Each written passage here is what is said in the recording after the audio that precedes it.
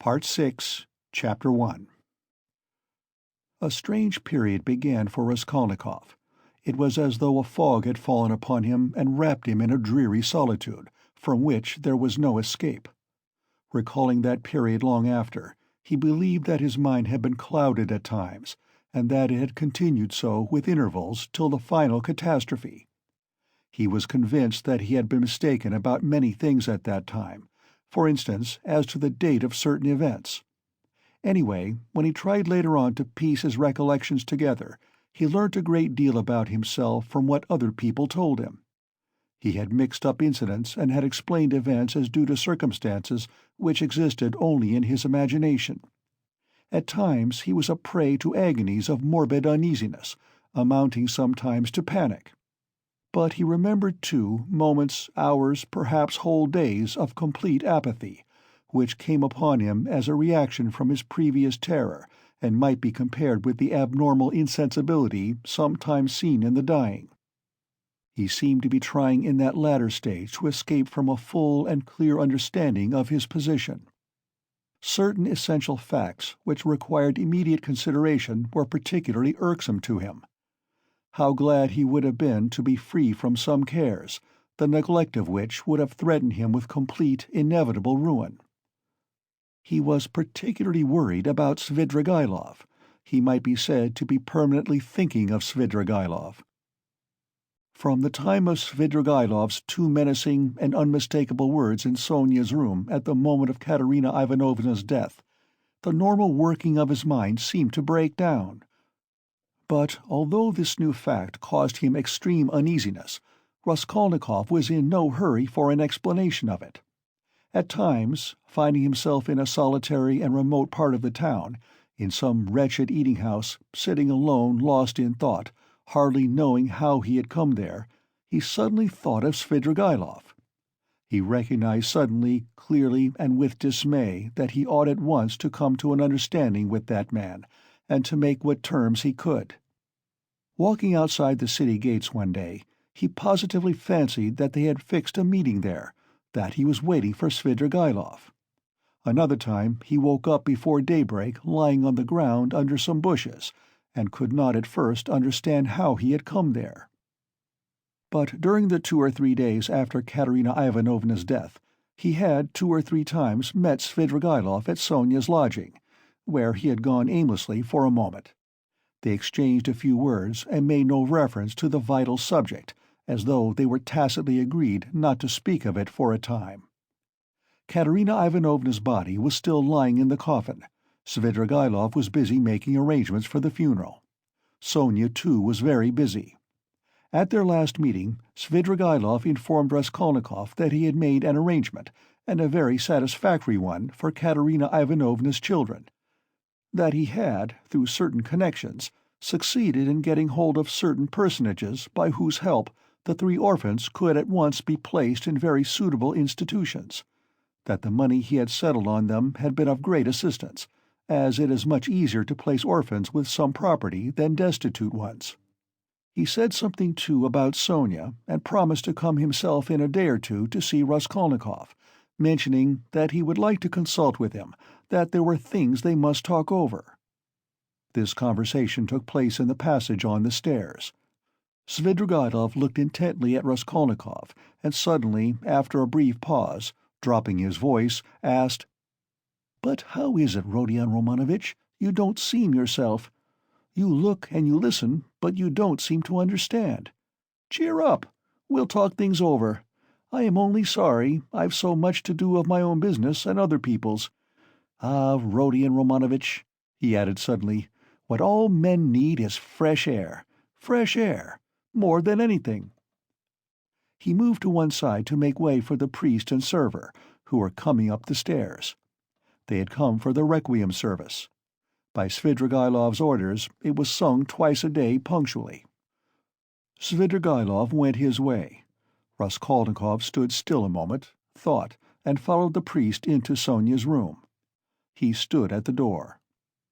They began quietly, slowly and mournfully singing the service. From his childhood, the thought of death and the presence of death had something oppressive and mysteriously awful. and it was long since he had heard the requiem service. And there was something else here as well, too awful and disturbing. He looked at the children. They were all kneeling by the coffin. Polenka was weeping. Behind them Sonia prayed, softly and, as it were, timidly weeping. "These last 2 days she hasn't said a word to me. She hasn't glanced at me," Raskolnikov thought suddenly. The sunlight was bright in the room. The incense rose in clouds. The priest read, "Give rest, O Lord." Raskolnikov stayed all through the service. As he blessed them and took his leave, the priest looked round strangely. After the service, Raskolnikov went up to Sonia. She took both his hands and let her head sink on his shoulder. This slight, friendly gesture bewildered Raskolnikov. It seemed strange to him that there was no trace of repugnance, no trace of disgust, no tremor in her hand. It was the furthest limit of self-abnegation, at least so he interpreted it. Sonia said nothing. Raskolnikov pressed her hand and went out. He felt very miserable. If it had been possible to escape to some solitude, he would have thought himself lucky, even if he had to spend his whole life there.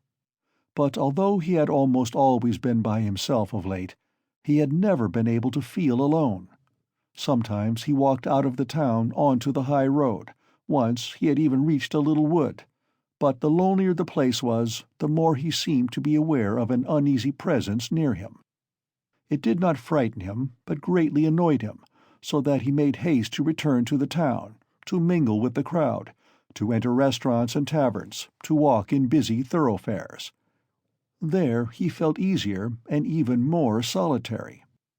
One day at dusk he sat for an hour listening to songs in a tavern, and he remembered that he positively enjoyed it. But at last he had suddenly felt the same uneasiness again, as though his conscience smote him. "Here I sit listening to singing. Is that what I ought to be doing?" he thought. Yet he felt at once that that was not the only cause of his uneasiness. There was something requiring immediate decision, but it was something he could not clearly understand or put into words. It was a hopeless tangle. No, better the struggle again. Better Porfiry again, or Svidrigailov. Better some challenge again, some attack. Yes, yes, he thought. He went out of the tavern and rushed away almost at a run. The thought of Donia and his mother suddenly reduced him almost to a panic. That night he woke up before morning among some bushes in Krastovsky Island, trembling all over with fever. He walked home, and it was early morning when he arrived. After some hours' sleep the fever left him, but he woke up late, 2 o'clock in the afternoon. He remembered that Katerina Ivanovna's funeral had been fixed for that day, and was glad he was not present at it. Nastasia brought him some food. He ate and drank with appetite, almost with greediness. His head was fresher, and he was calmer than he had been for the last 3 days. He even felt a passing wonder at his previous attacks of panic. The door opened, and Razumihin came in. "Ah, he's eating. Then he's not ill," said Razumihin. He took a chair and sat down at the table opposite Raskolnikov. He was troubled and did not attempt to conceal it. He spoke with evident annoyance, but without hurry or raising his voice. He looked as though he had some special fixed determination. "Listen," he began resolutely. "As far as I am concerned, you may all go to hell, but from what I see, it's clear to me that I can't make head or tail of it. Please don't think I've come to ask you questions. I don't want to know, hang it. If you begin telling me your secrets, I dare say I shouldn't stay to listen. I should go away cursing. I have only come to find out once for all whether it's a fact that you are mad. There is a conviction in the air that you are mad, or very nearly so. I admit I've been disposed to that opinion myself, judging from your stupid, repulsive, and quite inexplicable actions, and from your recent behavior to your mother and sister. Only a monster or a madman could treat them as you have, so you must be mad." "When did you see them last?" "Just now. Haven't you seen them since then?" What have you been doing with yourself? Tell me, please. I've been to you 3 times already." "Your mother has been seriously ill since yesterday. She had made up her mind to come to you. Avdotya Romanovna tried to prevent her. She wouldn't hear a word. If he is ill, if his mind is giving way, who can look after him like his mother, she said. We all came here together. We couldn't let her come alone all the way. We kept begging her to be calm. We came in, you weren't here. She sat down and stayed 10 minutes, while we stood waiting in silence. She got up and said, 'If he's gone out, that is, if he is well and has forgotten his mother, it's humiliating and unseemly for his mother to stand at his door begging for kindness.' She returned home and took to her bed. Now she is in a fever. 'I see,' she said, 'that he has time for his girl.' She means by your girl Sofya Semyonovna, your betrothed or your mistress, I don't know. I went at once to Sofya Semyonovna's, for I wanted to know what was going on. I looked round, I saw the coffin, the children crying, and Sofya Semyonovna trying them on mourning dresses. No sign of you. I apologized, came away, and reported to Avdotya Romanovna.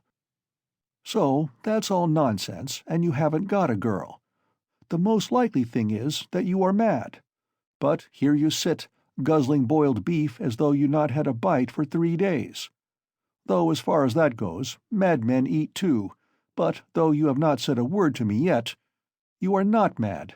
That I'd swear. Above all, you are not mad. So you may go to hell, all of you, for there's some mystery, some secret about it, and I don't intend to worry my brains over your secrets. So I've simply come to swear at you," he finished, getting up, "to relieve my mind. And I know what to do now." "What do you mean, to do now?" "What business is it of yours what I mean to do?" "You are going in for a drinking bout." How did you know?" "Why, it's pretty plain." Razumian paused for a minute. "You always have been a very rational person, and you've never been mad, never," he observed suddenly with warmth. "You're right. I shall drink. Good-bye." And he moved to go out. "I was talking with my sister, the day before yesterday, I think it was, about you, Razumian." "About me? But where can you have seen her the day before yesterday?" Razumian stopped short and even turned a little pale. One could see that his heart was throbbing slowly and violently. "She came here by herself, sat there and talked to me." "She did?" "Yes." "What did you say to her? I mean, about me?" "I told her you were a very good, honest, and industrious man. I didn't tell her you love her, because she knows that herself." "She knows that herself?" "Well, it's pretty plain. Wherever I might go, whatever happened to me, you would remain to look after them. I, so to speak, give them into your keeping, Razumian. I say this because I know quite well how you love her, and am convinced of the purity of your heart. I know that she too may love you, and perhaps does love you already. Now decide for yourself, as you know best, whether you need to go in for a drinking bout or not." "Rodya, you see, well, ah, damn it. But where do you mean to go? Of course, if it's all a secret, never mind. But I shall find out the secret, and I am sure that it must be some ridiculous nonsense and that you've made it all up. Anyway, you are a capital fellow, a capital fellow." "That was just what I wanted to add, only you interrupted, that was a very good decision of yours not to find out these secrets. Leave it to time. Don't worry about it. You'll know it all in time when it must be. Yesterday a man said to me that what a man needs is fresh air, fresh air, fresh air. I mean to go to him directly to find out what he meant by that." Razumian stood lost in thought and excitement, making a silent conclusion. "He's a political conspirator. He must be. And he's on the eve of some desperate step, that's certain. It can only be that. And Donia knows," he thought suddenly. "So Avdotya Romanovna comes to see you," he said, weighing each syllable. And you're going to see a man who says we need more air, and so, of course, that letter— that too must have something to do with it," he concluded to himself. "What letter?" "She got a letter today. It upset her very much indeed. Too much so. I began speaking of you, she begged me not to. Then she said that perhaps we should very soon have to part. Then she began warmly thanking me for something. Then she went to her room and locked herself in." "She got a letter?" Raskolnikov asked thoughtfully. "Yes, and you didn't know? Hmm." They were both silent. "Goodbye, Rodion. There was a time, brother, when I— Never mind. Goodbye. You see, there was a time— Well, goodbye. I must be off too. I am not going to drink. There's no need now. That's all stuff." He hurried out, but when he had almost closed the door behind him, he suddenly opened it again and said, looking away, "Oh, by the way, do you remember that murder, you know, Porphyry's, that old woman? Do you know the murderer has been found? He has confessed and given the proofs. It's one of those very workmen, the painter, only fancy. Do you remember I defended them here? Would you believe it? All that scene of fighting and laughing with his companions on the stairs, while the porter and the two witnesses were going up, he got up on purpose to disarm suspicion. The cunning, the presence of mind of the young dog! One can hardly credit it. But it's his own explanation. He has confessed it all. And what a fool I was about it! Well, he's simply a genius of hypocrisy and resourcefulness in disarming the suspicions of the lawyers, so there's nothing much to wonder at, I suppose. Of course, people like that are always possible. And the fact that he couldn't keep up the character, but confessed, makes him easier to believe in. But what a fool I was! I was frantic on their side." "Tell me, please, from whom did you hear that, and why does it interest you so?" Raskolnikov asked with unmistakable agitation. "What next? You ask me why it interests me? Well, I heard it from Porphyry, among others. It was from him I heard almost all about it." "From Porphyry?" "From Porphyry." What did he say?" Raskolnikov asked in dismay. "He gave me a capital explanation of it, psychologically, after his fashion." "He explained it? Explained it himself?" "Yes, yes. Goodbye. I'll tell you all about it another time, but now I'm busy. There was a time when I fancied— But no matter, another time. What need is there for me to drink now? You have made me drunk without wine. I am drunk, Rodya. Goodbye, I'm going. I'll come again very soon." He went out. "He's a political conspirator, there's not a doubt about it," Razumihin decided as he slowly descended the stairs. "And he's drawn his sister in. That's quite in keeping with Avdotya Romanovna's character. There are interviews between them. She hinted at it too. So many of her words, and hints, bear that meaning. And how else can all this tangle be explained? And I was almost thinking— Good heavens, what I thought! Yes, I took leave of my senses, and I wronged him. It was his doing, under the lamp in the corridor that day. Phew! What a crude, nasty, vile idea on my part. Nikolai is a brick for confessing, and how clear it all is now. His illness then, all his strange actions. Before this, in the university, how morose he used to be, how gloomy. But what's the meaning now of that letter? There's something in that, too, perhaps. Whom was it from? I suspect— No, I must find out." He thought of Donia, realizing all he had heard, and his heart throbbed, and he suddenly broke into a run. As soon as Razumihin went out, Raskolnikov got up, turned to the window, walked into one corner and then into another, as though forgetting the smallness of his room, and sat down again on the sofa. He felt, so to speak, renewed.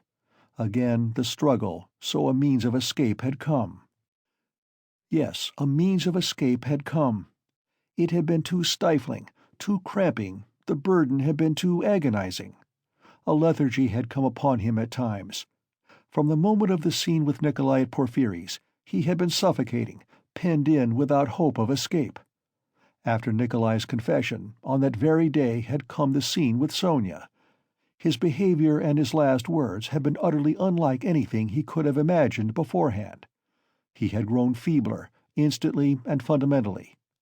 And he had agreed at the time with Sonia, he had agreed in his heart he could not go on living alone with such a thing on his mind. And Svidrigailov was a riddle. He worried him, that was true, but somehow not on the same point. He might still have a struggle to come with Svidrigailov. Svidrigailov, too, might be a means of escape, but Porphyry was a different matter. And so Porphyry himself had explained it to Razumihin, had explained it psychologically. He had begun bringing in his damn psychology again. Porphyry? But to think that Porphyry should for one moment believe that Nikolai was guilty, after what had passed between them before Nikolai's appearance, after that tete-a-tete interview, which could only have one explanation? During those days, Raskolnikov had often recalled passages in that scene with Porphyry. He could not bear to let his mind rest on it. Such words, such gestures had passed between them, they had exchanged such glances, things had been said in such a tone and had reached such a pass, that Nikolai, whom Porphyry had seen through at the first word, at the first gesture, could not have shaken his conviction. And to think that even Razumihin had begun to suspect. The scene in the corridor under the lamp had produced its effect then. He had rushed to Porphyry. But what had induced the latter to receive him like that? What had been his object in putting Razumihin off with Nikolai? He must have some plan. There was some design. But what was it? It was true that a long time had passed since that morning. Too long a time. And no sight nor sound of Porphyry. Well, that was a bad sign. Raskolnikov took his cap and went out of the room, still pondering. It was the first time for a long while that he had felt clear in his mind, at least. I must settle Svidrigailov, he thought, and as soon as possible. He, too, seemed to be waiting for me to come to him of my own accord. And at that moment there was such a rush of hate in his weary heart that he might have killed either of those two, Porphyry or Svidrigailov. At least he felt that he would be capable of doing it later, if not now. We shall see, he repeated to himself. But no sooner had he opened the door than he stumbled upon Porphyry himself in the passage. He was coming in to see him. Raskolnikov was dumbfounded for a minute, but only for 1 minute. Strange to say, he was not very much astonished at seeing Porphyry, and scarcely afraid of him. He was simply startled, but was quickly, instantly on his guard. Perhaps this will mean the end. But how could Porphyry have approached so quietly, like a cat, so that he had heard nothing? Could he have been listening at the door? "You didn't expect a visitor, Rodion Romanovitch," Porphyry explained, laughing. "I've been meaning to look in a long time. I was passing by, and thought, why not go in for 5 minutes? Are you going out? I won't keep you long. Just let me have one cigarette." "Sit down, Porphyry Petrovitch, sit down."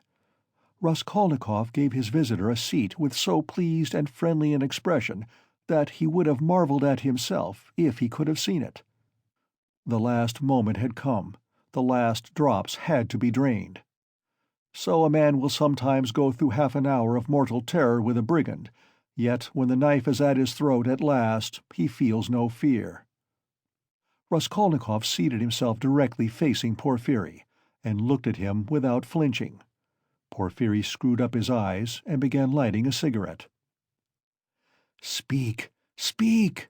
seemed as though it would burst from Raskolnikov's heart. "Come, why don't you speak?"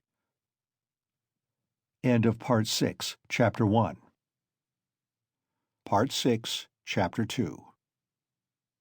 "Ah, these cigarettes!" Porphyry Petrovitch ejaculated at last, having lighted one. "They are pernicious, positively pernicious, and yet I can't give them up. I cough, I begin to have tickling in my throat and a difficulty in breathing. You know I am a coward. I went lately to Dr. B. He always gives at least half an hour to each patient. He positively laughed looking at me. He sounded me. Tobacco's bad for you, he said. Your lungs are affected. But how am I to give it up? What is there to take its place? I don't drink. That's the mischief. That I don't. Everything is relative, Rodion Romanovitch. Everything is relative. Why, he's playing his professional tricks again, Raskolnikov thought with disgust. All the circumstances of their last interview suddenly came back to him, and he felt a rush of feeling that had come upon him then. "I came to see you the day before yesterday, in the evening. You didn't know?" Porfiri Petrovitch went on, looking around the room. "I came into this very room. I was passing by, just as I did today, and I thought I'd return your call. I walked in as your door was wide open. I looked round, waited, and went out without leaving my name with your servant. Don't you lock your door?"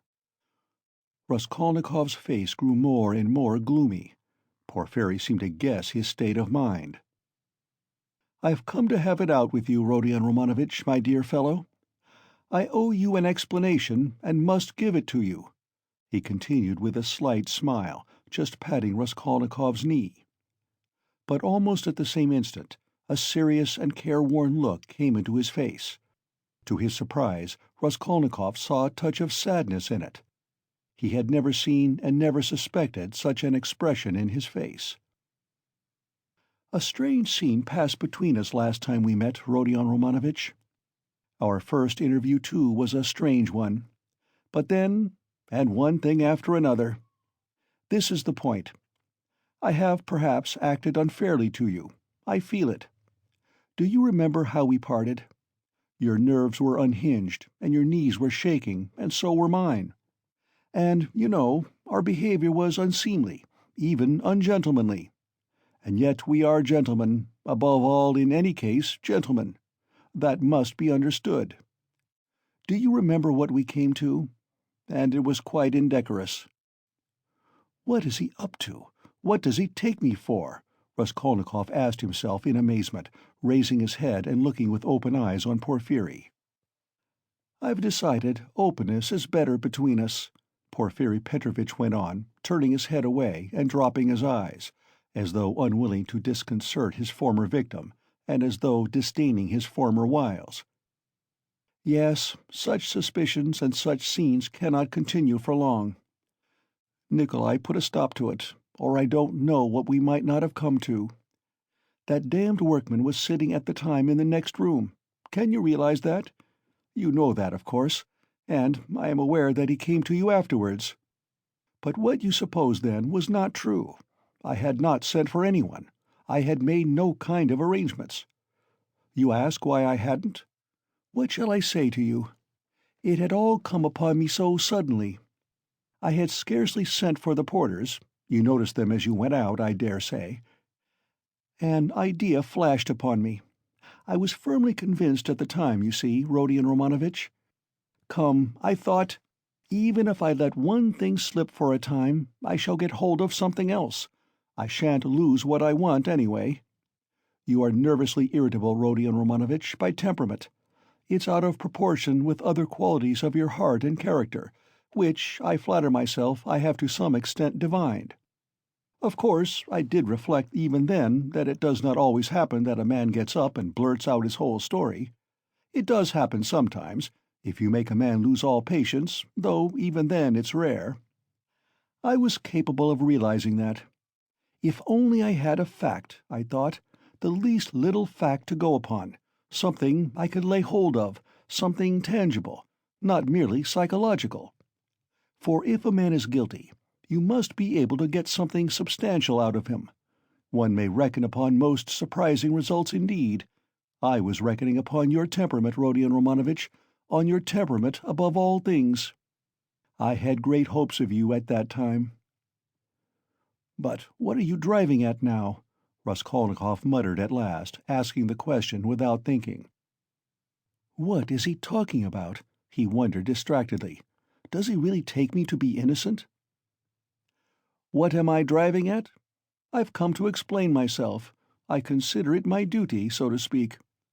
I want to make clear to you how the whole business, the whole misunderstanding arose. I've caused you a great deal of suffering, Rodion Romanovitch. I am not a monster. I understand what it must mean for a man who has been unfortunate, but who is proud, imperious, and above all impatient, to have to bear such treatment. I regard you in any case as a man of noble character, and not without elements of magnanimity, though I don't agree with all your convictions.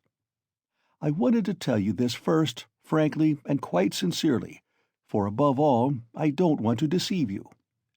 When I made your acquaintance, I felt attracted by you. Perhaps you will laugh at my saying so. You have a right to. I know you disliked me from the first, and indeed, you've no reason to like me. You may think what you like, but I desire now to do all I can to efface that impression, and to show that I am a man of heart and conscience. I speak sincerely." Porfiri Petrovitch made a dignified pause. Raskolnikov felt a rush of renewed alarm. The thought that Porfiri believed him to be innocent began to make him uneasy. "It's scarcely necessary to go over everything in detail," Porfiri Petrovitch went on. "Indeed, I could scarcely attempt it. To begin with, there were rumors. Through whom, how, and when those rumors came to me, and how they affected you, I need not go into. My suspicions were aroused by a complete accident, which might just as easily not have happened. What was it? I believe there is no need to go into that either. Those rumors and that accident led to one idea in my mind. I admit it openly, for one may as well make a clean breast of it. I was the first to pitch on you. The old woman's notes on the pledges and the rest of it, that all came to nothing. Yours was one of 100.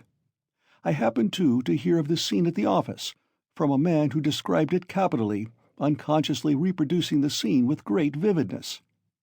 It was just one thing after another, Rodion Romanovitch, my dear fellow. How could I avoid being brought to certain ideas? From 100 rabbits you can't make a horse. 100 suspicions don't make a proof, as the English proverb says, but that's only from the rational point of view. You can't help being partial, for after all, a lawyer is only human. I thought, too, of your article in that journal. Do you remember, on your first visit we talked of it? I jeered at you at the time, but that was only to lead you on. I repeat, Rodion Romanovitch, you are ill and impatient. That you were bold, headstrong, in earnest, and had felt a great deal I recognized long before. I, too, have felt the same, so that your article seemed familiar to me. It was conceived on sleepless nights, with a throbbing heart, in ecstasy and suppressed enthusiasm. And that proud suppressed enthusiasm in young people is dangerous. I jeered at you then, but let me tell you that, as a literary amateur, I am awfully fond of such first essays, full of the heat of youth. There is a mistiness and a chord vibrating in the mist. Your article is absurd and fantastic, but there's a transparent sincerity, a youthful incorruptible pride, and the daring of despair in it. It's a gloomy article, but that's what's fine in it. I read your article and put it aside, thinking as I did so, that man won't go the common way. Well, I ask you, after that as a preliminary, how could I help being carried away by what followed? Oh, dear, I am not saying anything. I am not making any statement now. I simply noted it at the time. What is there in it, I reflected? There's nothing in it. That is really nothing, and perhaps absolutely nothing. And it's not at all the thing for the prosecutor to let himself be carried away by notions. Here I have Nikolai on my hands with actual evidence against him. You may think what you like of it, but it's evidence. He brings in his psychology, too. One has to consider him, too, for it's a matter of life and death. Why am I explaining this to you? That you may understand, and not blame my malicious behavior on that occasion. It was not malicious, I assure you. Do you suppose I didn't come to search your room at the time? I did. I was here when you were lying ill in bed, not officially, not in my own person, but I was here. Your room was searched to the last thread at the first suspicion. But, umsonst, I thought to myself, now that man will come of himself, and quickly too. If he's guilty, he's sure to come. Another man wouldn't, but he will. And you remember how Mr. Razumian began discussing the subject with you? We arranged that to excite you, so we purposely spread rumors, that he might discuss the case with you, and Razumian is not a man to restrain his indignation. Mr. Zametov was tremendously struck by your anger and your open daring. Think of blurting out in a restaurant, "I killed her." It was too daring, too reckless. I thought so myself. If he is guilty, he will be a formidable opponent. That was what I thought at the time. I was expecting you. But you simply bowled Zametov over, and— well, you see, it all lies in this, that this damnable psychology can be taken two ways. Well, I kept expecting you, and so it was. You came. My heart was fairly throbbing. Ah! Now, why need you have come? Your laughter, too, as you came in, do you remember?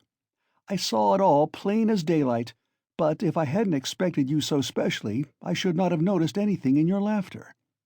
You see what influence a mood has. Mr. Razumian, then? Ah, that stone under which the things were hidden. I seem to see it somewhere in a kitchen garden.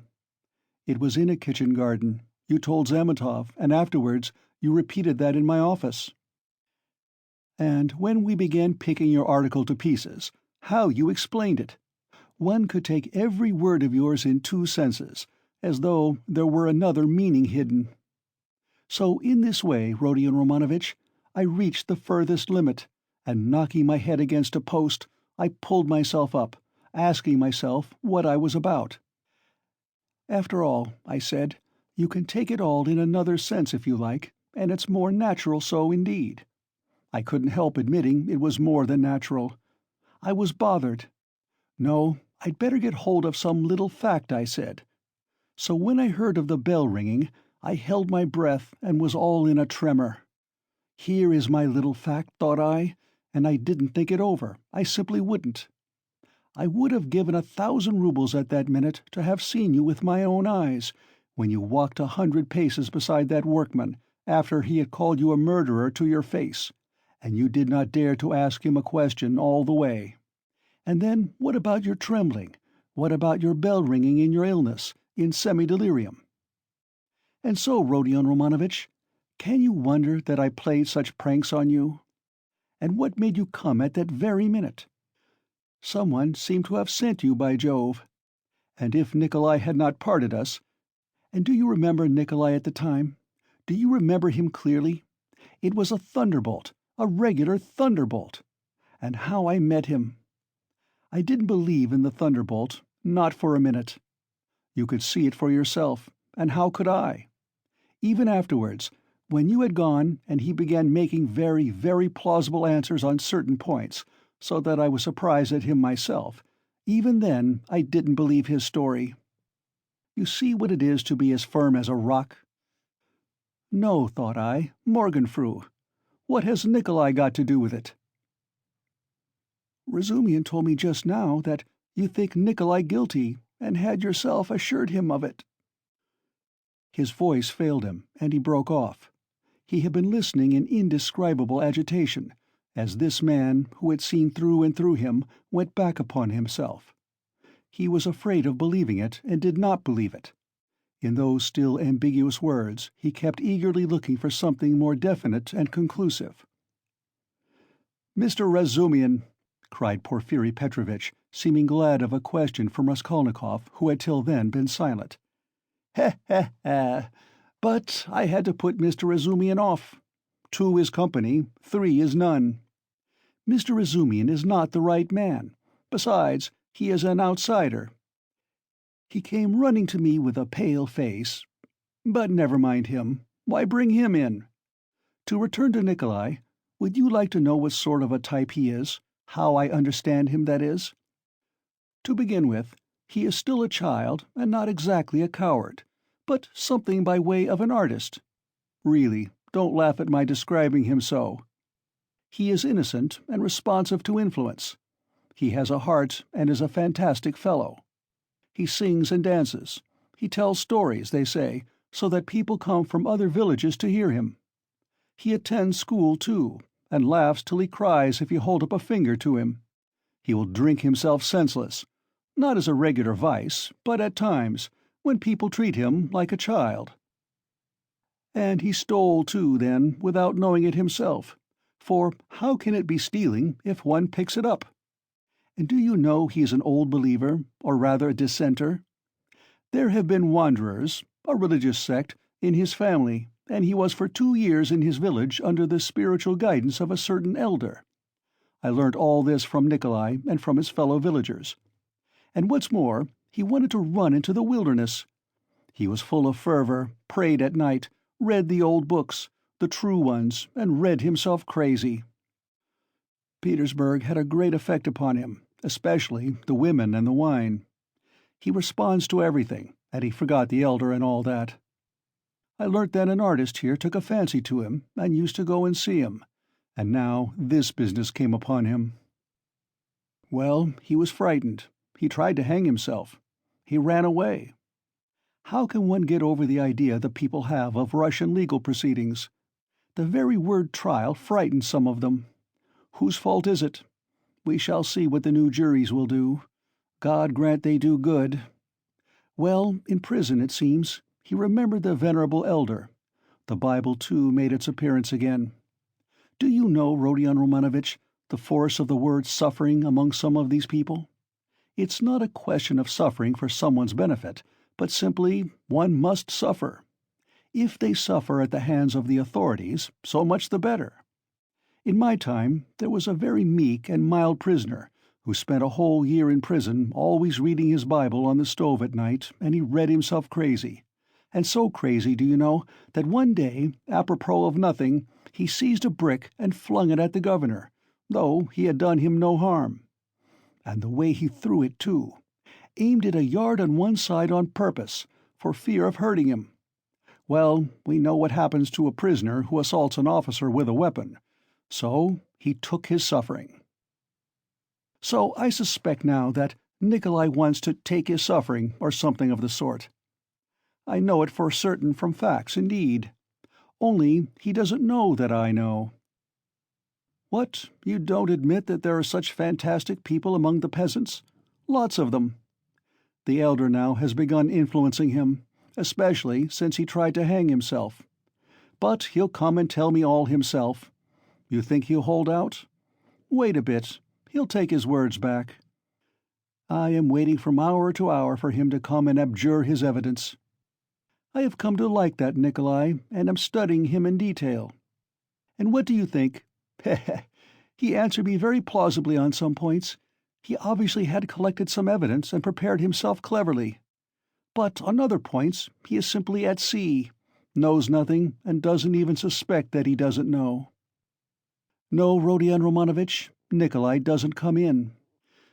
This is a fantastic, gloomy business, a modern case, an incident of today when the heart of man is troubled, when the phrase is quoted that blood renews, when comfort is preached as the aim of life. Here we have bookish dreams, a heart unhinged by theories. Here we see resolution in the first stage, but resolution of a special kind. He resolved to do it like jumping over a precipice or from a bell tower, and his legs shook as he went to the crime. He forgot to shut the door after him, and murdered 2 people for a theory. He committed the murder and couldn't take the money, and what he did manage to snatch up he hid under a stone. It wasn't enough for him to suffer agony behind the door while they battered at the door and rung the bell. No, he had to go to the empty lodging, half delirious, to recall the bell ringing. He wanted to feel the cold shiver over again. Well, that, we grant, was through illness. But consider this. He is a murderer, but looks upon himself as an honest man, despises others, poses as injured innocence. No, that's not the work of a Nikolai, my dear Rodion Romanovitch." All that had been said before had sounded so like a recantation that these words were too great a shock. Raskolnikov shuddered as though he had been stabbed. "Then, who, then, is the murderer?" he asked in a breathless voice, unable to restrain himself. Porfiri Petrovitch sank back in his chair, as though he were amazed at the question. "Who is the murderer?" he repeated, as though unable to believe his ears. "Why, you, Rodion Romanovitch. You are the murderer," he added, almost in a whisper, in a voice of genuine conviction. Raskolnikov leapt from the sofa, stood up for a few seconds, and sat down again without uttering a word. His face twitched convulsively. "Your lip is twitching, just as it did before," Porfiri Petrovitch observed, almost sympathetically. "You've been misunderstanding me, I think, Rodion Romanovitch," he added after a brief pause. "That's why you're so surprised. I came on purpose to tell you everything and deal openly with you." "It was not I murdered her," Raskolnikov whispered, like a frightened child caught in the act. "No, it was you, Rodion Romanovitch, and no one else," Porfiri whispered sternly, with conviction. They were both silent, and the silence lasted strangely long, about 10 minutes. Raskolnikov put his elbow on the table and passed his fingers through his hair. Porfiri Petrovitch sat quietly waiting. Suddenly Raskolnikov looked scornfully at Porfiri. "You are at your old tricks again, Porfiri Petrovitch. Your old method again. I wonder you don't get sick of it." "Oh, stop that. What does that matter now? It would be a different matter if there were witnesses present, but we are whispering alone. You see yourself that I have not come to chase and capture you like a hare. Whether you confess it or not is nothing to me now. For myself, I am convinced without it." "If so, what did you come for?" Raskolnikov asked irritably. "I ask you the same question again. If you consider me guilty, why don't you take me to prison?" "Oh, that's your question. I will answer you point for point. In the first place, to arrest you so directly is not to my interest." "How so? If you are convinced, you ought—" "Ah, what if I am convinced? That's only my dream for the time. Why should I put you in safety? You know that's it, since you ask me to do it. If I confront you with that workman, for instance, and you say to him, 'Were you drunk or not? Who saw me with you?' I simply took you to be drunk, and you were drunk too. Well, what could I answer, especially as your story is a more likely one than his, for there's nothing but psychology to support his evidence. That's almost unseemly with his ugly mug, while you hit the mark exactly, for the rascal is an inveterate drunkard and notoriously so.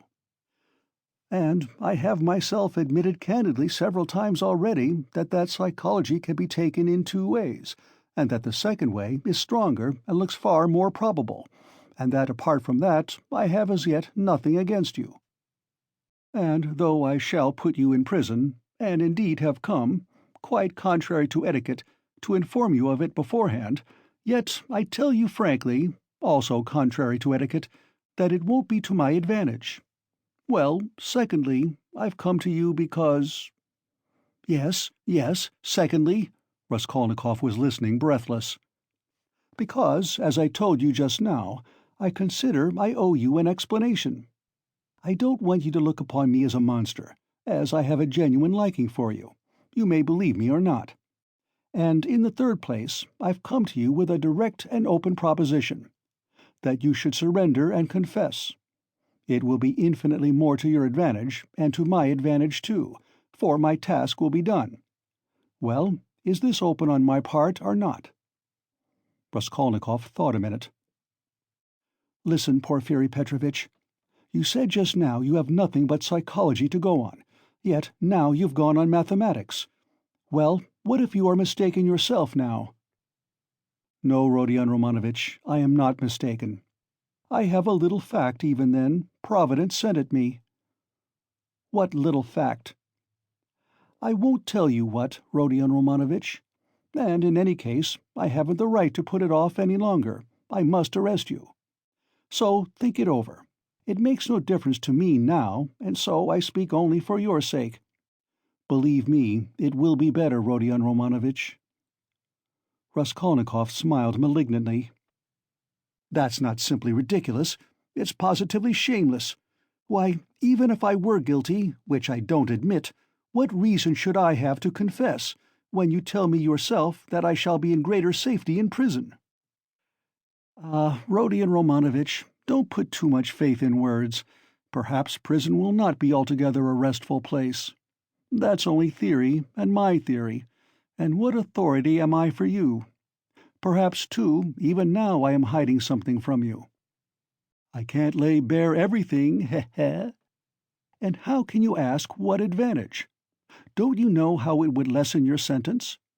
You would be confessing at a moment when another man has taken the crime on himself, and so has muddled the whole case. Consider that. I swear before God that I will so arrange that your confession shall come as a complete surprise. We will make a clean sweep of all the psychological points, of a suspicion against you, so that your crime will appear to have been something like an aberration, for in truth it was an aberration.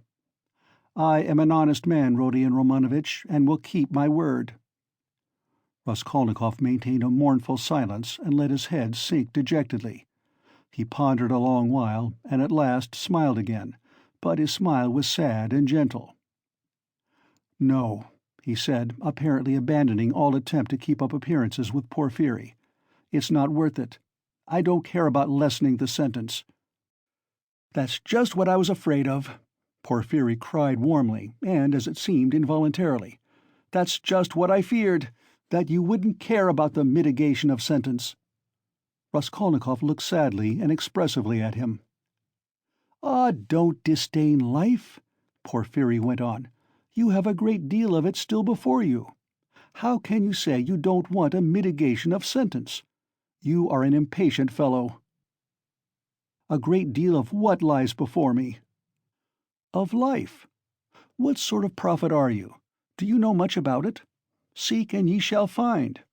This may be God's means for bringing you to him. And it's not forever, the bondage." "The time will be shortened," laughed Raskolnikov. "Why, is it the bourgeois disgrace you are afraid of? It may be that you are afraid of it without knowing it, because you are young.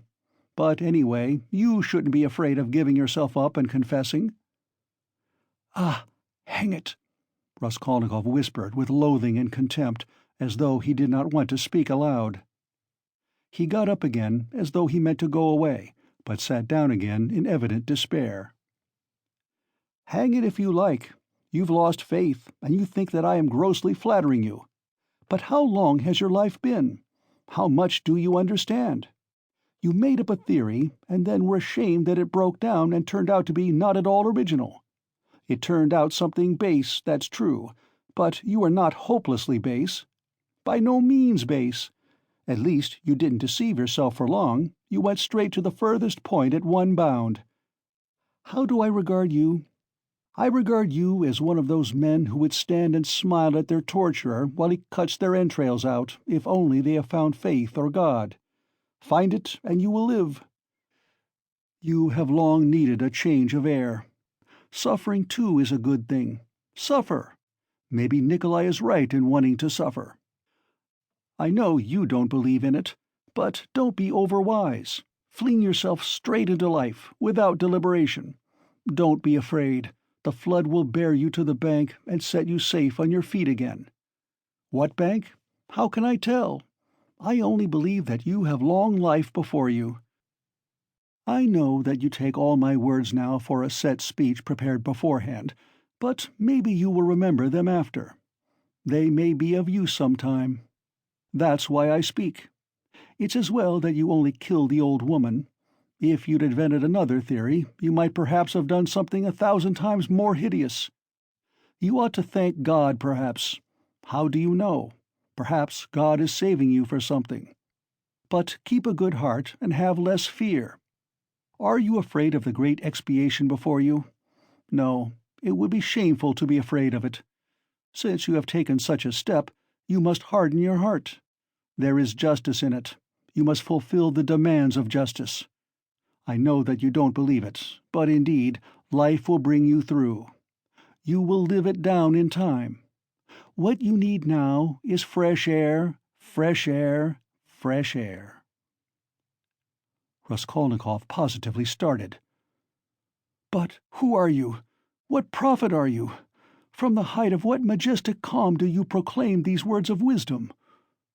"Who am I? I am a man with nothing to hope for, that's all. A man perhaps of feeling and sympathy, maybe of some knowledge too, but my day is over. But you are a different matter. There is life waiting for you. Though, who knows, maybe your life too will pass off in smoke and come to nothing. Come, what does it matter, that you will pass into another class of men? It's not comfort you regret, with your heart. What of it that perhaps no one will see you for so long? It's not time, but yourself that will decide that. Be the sun, and all will see you. The sun has before all to be the sun. Why are you smiling again?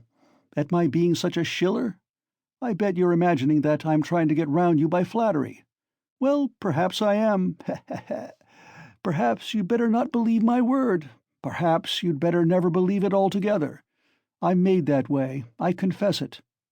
But let me add, you can judge for yourself, I think, how far I am a base sort of man, and how far I am honest." "When do you mean to arrest me?" "Well, I can let you walk about another day or two. Think it over, my dear fellow, and pray to God. It's more in your interest, believe me." "And what if I run away?" asked Raskolnikov with a strange smile. "No, you won't run away. A peasant would run away, a fashionable dissenter would run away, the flunkey of another man's thought, for you've only to show him the end of your little finger and he'll be ready to believe in anything for the rest of his life. But you've ceased to believe in your theory already. What will you run away with? And what will you do in hiding? It would be hateful and difficult for you, and what you need more than anything in life is a definite position, an atmosphere to suit you. And what sort of atmosphere would you have? If you ran away, you'd come back yourself. You can't get on without us. And if I put you in prison, say you've been there a month or 2 or 3, remember my word, you'll confess of yourself, and perhaps to your own surprise. You won't know an hour beforehand that you are coming with a confession. I am convinced that you will decide to take your suffering. You don't believe my words now, but you'll come to it of yourself. For suffering, Rodion Romanovitch, is a great thing. Never mind my having grown fat, I know all the same. Don't laugh at it. There's an idea in suffering. Nikolai is right. No, you won't run away, Rodion Romanovitch." Raskolnikov got up and took his cap. Porfiri Petrovitch also rose. "Are you going for a walk? The evening will be fine, if only we don't have a storm. Though it would be a good thing to freshen the air." He too took his cap. "Porfiri Petrovitch, please don't take up the notion that I have confessed to you today," Raskolnikov pronounced with sullen insistence. "You're a strange man, and I have listened to you from simple curiosity, but I have admitted nothing, remember that." "Oh, I know that. I'll remember. Look at him, he's trembling. Don't be uneasy, my dear fellow. Have it your own way. Walk about a bit. You won't be able to walk too far. If anything happens, I'll have one request to make of you," he added, dropping his voice. "It's an awkward one, but important. If anything were to happen, though indeed I don't believe in it and think you quite incapable of it, yet in case you were taken during these 40 or 50 hours with the notion of putting an end to the business in some other way, in some fantastic fashion, laying hands on yourself, it's an absurd proposition, but you must forgive me for it. Do leave a brief but precise note, only 2 lines, and mention the stone. It will be more generous. Come, till we meet. Good thoughts and sound decisions to you." Porfiry went out, stooping and avoiding looking at Raskolnikov. The latter went to the window and waited with irritable impatience till he calculated that Porfiry had reached the street and moved away. Then he too went hurriedly out of the room. End of Part 6, Chapter 2. Part 6, Chapter 3. He hurried to Svidrigaïlov's. What he had to hope from that man he did not know, but that man had some hidden power over him. Having once recognized this, he could not rest, and now the time had come. On the way, one question particularly worried him. Had Svidrigaïlov been to Porfiry's? As far as he could judge, he would swear to it that he had not. He pondered again and again, went over Porfiry's visit. No, he hadn't been. Of course he hadn't. But if he had not been yet, would he go? Meanwhile, for the present, he fancied he couldn't. Why? He could not have explained, but if he could, he would not have wasted much thought over it at the moment. It all worried him, and at the same time he could not attend to it. Strange to say, none would have believed it, perhaps, but he only felt a faint, vague anxiety about his immediate future. Another, much more important anxiety tormented him. It concerned himself, but in a different, more vital way. Moreover, he was conscious of immense moral fatigue, though his mind was working better that morning than it had done of late. And was it worth while, after all that had happened, to contend with these new trivial difficulties? Was it worth while, for instance, to maneuver that Svidrigaïlov should not go to Porfiry's? Was it worth while to investigate, to ascertain the facts, to waste time over anyone like Svidrigaïlov? Oh, how sick he was of it all! And yet he was hastening to Svidrigaïlov. Could he be expecting something new from him, information or means of escape? Men will catch at straws. Was it destiny or some instinct bringing them together? Perhaps it was only fatigue, despair. Perhaps it was not Svidrigaïlov, but some other whom he needed, and Svidrigaïlov had simply presented himself by chance. Sonia? But what should he go to Sonia for now? To beg her tears again? He was afraid of Sonia, too. Sonia stood before him as an irrevocable sentence. He must go his own way or hers. At that moment especially, he did not feel equal to seeing her. No, would it not be better to try Svidrigaïlov? And he could not help inwardly owning that he had long felt that he must see him for some reason. But what could they have in common? Their very evil-doing could not be of the same kind. The man, moreover, was very unpleasant, evidently depraved, undoubtedly cunning and deceitful, possibly malignant.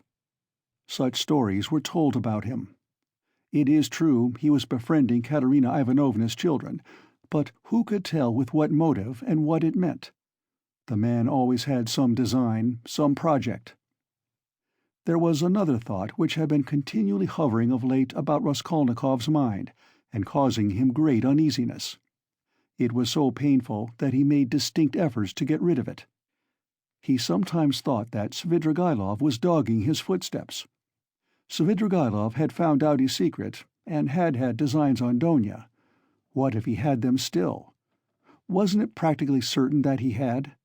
And what if, having learnt his secret and so having gained power over him, he were to use it as a weapon against Donia?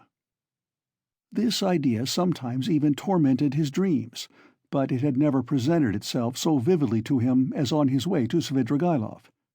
The very thought moved him to gloomy rage. To begin with, this would transform everything, even his own position. He would have at once to confess his secret to Donia. Would he have to give himself up, perhaps, to prevent Donia from taking some rash step? The letter? This morning Donia had received a letter. From whom could she get letters in Petersburg? Luzhin, perhaps? It's true Razumian was there to protect her, but Razumian knew nothing of the position. Perhaps it was his duty to tell Razumian. He thought of it with repugnance. In any case, he must see Svidrigaïlov as soon as possible, he decided finally. Thank God, the details of the interview were of little consequence, if only he could get at the root of the matter.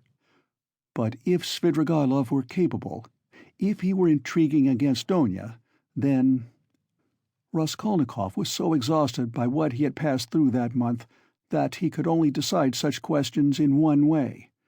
"Then I shall kill him," he thought in cold despair. A sudden anguish oppressed his heart.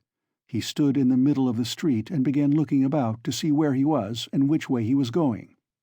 He found himself in X Prospect, 30 or 40 paces from the Haymarket, through which he had come. The whole second story of the house on the left was used as a tavern. All the windows were wide open. Judging from the figures moving at the windows, the rooms were full to overflowing. There were sounds of singing, of clarinet and violin, and the boom of a Turkish drum. He could hear women shrieking. He was about to turn back, wondering why he had come to the X Prospect, when suddenly, at one of the end windows, he saw Svidrigaïlov, sitting at a tea-table right in the open window with a pipe in his mouth. Raskolnikov was dreadfully taken aback, almost terrified. Svidrigaïlov was silently watching and scrutinizing him, and, what struck Raskolnikov at once, seemed to be meaning to get up and slipped away unobserved. Raskolnikov at once pretended not to have seen him, but to be looking absent-mindedly away, while he watched him out of the corner of his eye. His heart was beating violently. Yet it was evident that Svidrigaïlov did not want to be seen. He took the pipe out of his mouth and was on the point of concealing himself, but as he got up and moved back his chair, he seemed to have become suddenly aware that Raskolnikov had seen him, and was watching him. What had passed between them was much the same as what happened at their first meeting in Raskolnikov's room. A sly smile came to Svidrigaïlov's face, and grew broader and broader. Each knew that he was seen and watched by the other. At last Svidrigaïlov broke into a loud laugh. "Well, well, come in if you want me. I am here," he shouted from the window. Raskolnikov went up into the tavern. He found Svidrigaïlov in a tiny back room, adjoining the saloon in which merchants, clerks, and numbers of people of all sorts were drinking tea at 20 little tables to the desperate bawling of a chorus of singers. The click of billiard balls could be heard in the distance. On the table before Svidrigaïlov stood an open bottle and a glass half full of champagne. In the room he found also a boy with a little hand-organ, a healthy-looking, red-cheeked girl of 18, wearing a tucked-up, striped skirt and a Tyrolese hat with ribbons. In spite of the chorus in the other room, she was singing some servants' hall song in a rather husky contralto, to the accompaniment of the organ. "Come, that's enough." Svidrigaïlov stopped her at Raskolnikov's entrance. The girl at once broke off and stood waiting respectfully. She had sung her guttural rhymes, too, with a serious and respectful expression in her face. "Hey, Philippe, a glass!" shouted Svidrigaïlov. "I won't drink anything," said Raskolnikov. "As you like. I didn't mean it for you. Drink, Katya." "I don't want anything more today. You can go." He poured her out a full glass and laid down a yellow note. Katya drank off her glass of wine, as women do, without putting it down, in 20 gulps, took the note and kissed Svidrigaïlov's hand, which he allowed quite seriously. She went out of the room, and the boy trailed after her with the organ. Both had been brought in from the street. Svidrigaïlov had not been a week in Petersburg, but everything about him was already, so to speak, on a patriarchal footing. The waiter, Philippe, was by now an old friend and very obsequious. The door leading to the saloon had a lock on it. Svidrigaïlov was at home in this room, and perhaps spent whole days in it. The tavern was dirty and wretched, not even second-rate. "I was going to see you and looking for you," Raskolnikov began, "but I don't know what made me turn from the Haymarket into the X Prospect just now. I never take this turning. I turned to the right from the Haymarket. And this isn't the way to you. I simply turned, and here you are. It is strange." "Why don't you say at once, 'It's a miracle'?" "Because it may be only chance." "Oh, that's the way with all you folk," laughed Svidrigaïlov. "You won't admit it, even if you do inwardly believe it a miracle. Here you say that it may be only a chance. And what cowards they all are here, about having an opinion of their own you can't fancy, Rodion Romanovitch. I don't mean you, You have an opinion of your own, and are not afraid to have it. That's how it was you attracted my curiosity." "Nothing else?" "Well, that's enough, you know." Svidrigaïlov was obviously exhilarated, but only slightly so. He had not had more than a half glass of wine. "I fancy you came to see me before you knew that I was capable of having what you call an opinion of my own," observed Raskolnikov. "Oh, well, it was a different matter. Everyone has his own plans. And, apropos of the miracle, let me tell you that I think you have been asleep for the last 2 or 3 days. I told you of this tavern myself. There is no miracle in your coming straight here. I explained the way myself, told you where it was, and the hours you could find me here. Do you remember?" "I don't remember," answered Raskolnikov with surprise. "I believe you. I told you twice. The address has been stamped mechanically on your memory. You turned this way mechanically, and yet precisely according to the direction, though you were not aware of it. When I told you then, I hardly hoped you understood me. You give yourself away too much, Rodion Romanovitch. And another thing, I'm convinced there are lots of people in Petersburg who talk to themselves as they walk. This is a town of crazy people. If only we had scientific men, doctors, lawyers, and philosophers, might make most valuable investigations in Petersburg, each in his own line. There are few places where there are so many gloomy, strong, and queer influences on the soul of man as in Petersburg. The mere influences of climate mean so much. And it's the administrative center of all Russia, and its character must be reflected on the whole country. But that's neither here nor there now. The point is that I have several times watched you. You walk out of your house, holding your head high. 20 paces from home, you let it sink, and fold your hands behind your back. You look, and evidently see nothing before nor beside you. At last you begin moving your lips and talking to yourself, and sometimes you wave one hand and declaim, and at last stand still in the middle of the road. That's not at all the thing. Someone may be watching you besides me, and it won't do you any good. It's nothing really to do with me, and I can't cure you of it, but, of course, you understand me." "Do you know that I am being followed?" asked Raskolnikov, looking inquisitively at him. "No, I know nothing about it," said Svidrigaïlov, seeming surprised. "Well then, let us leave me alone," Raskolnikov muttered, frowning. "Very good, let us leave you alone." "You had better tell me, if you come here to drink, and directed me twice to come here to you, why did you hide, and try to get away just now when I looked at the window from the street? I saw it." "Ha ha! And why was it you lay on your sofa with closed eyes and pretended to be asleep, though you were wide awake while I stood in your doorway? I saw it." "I may have had reasons. You know that yourself. And I may have had my reasons, though you don't know them." Raskolnikov dropped his right elbow on the table, leaned his chin in the fingers of his right hand, and stared intently at Svidrigaïlov. For a full minute he scrutinized his face, which had impressed him before. It was a strange face, like a mask, white and red, with bright red lips, with a flaxen beard and still thick flaxen hair. His eyes were somehow too blue, and their expression somehow too heavy and fixed. There was something awfully unpleasant in that handsome face, which looked so wonderfully young for his age.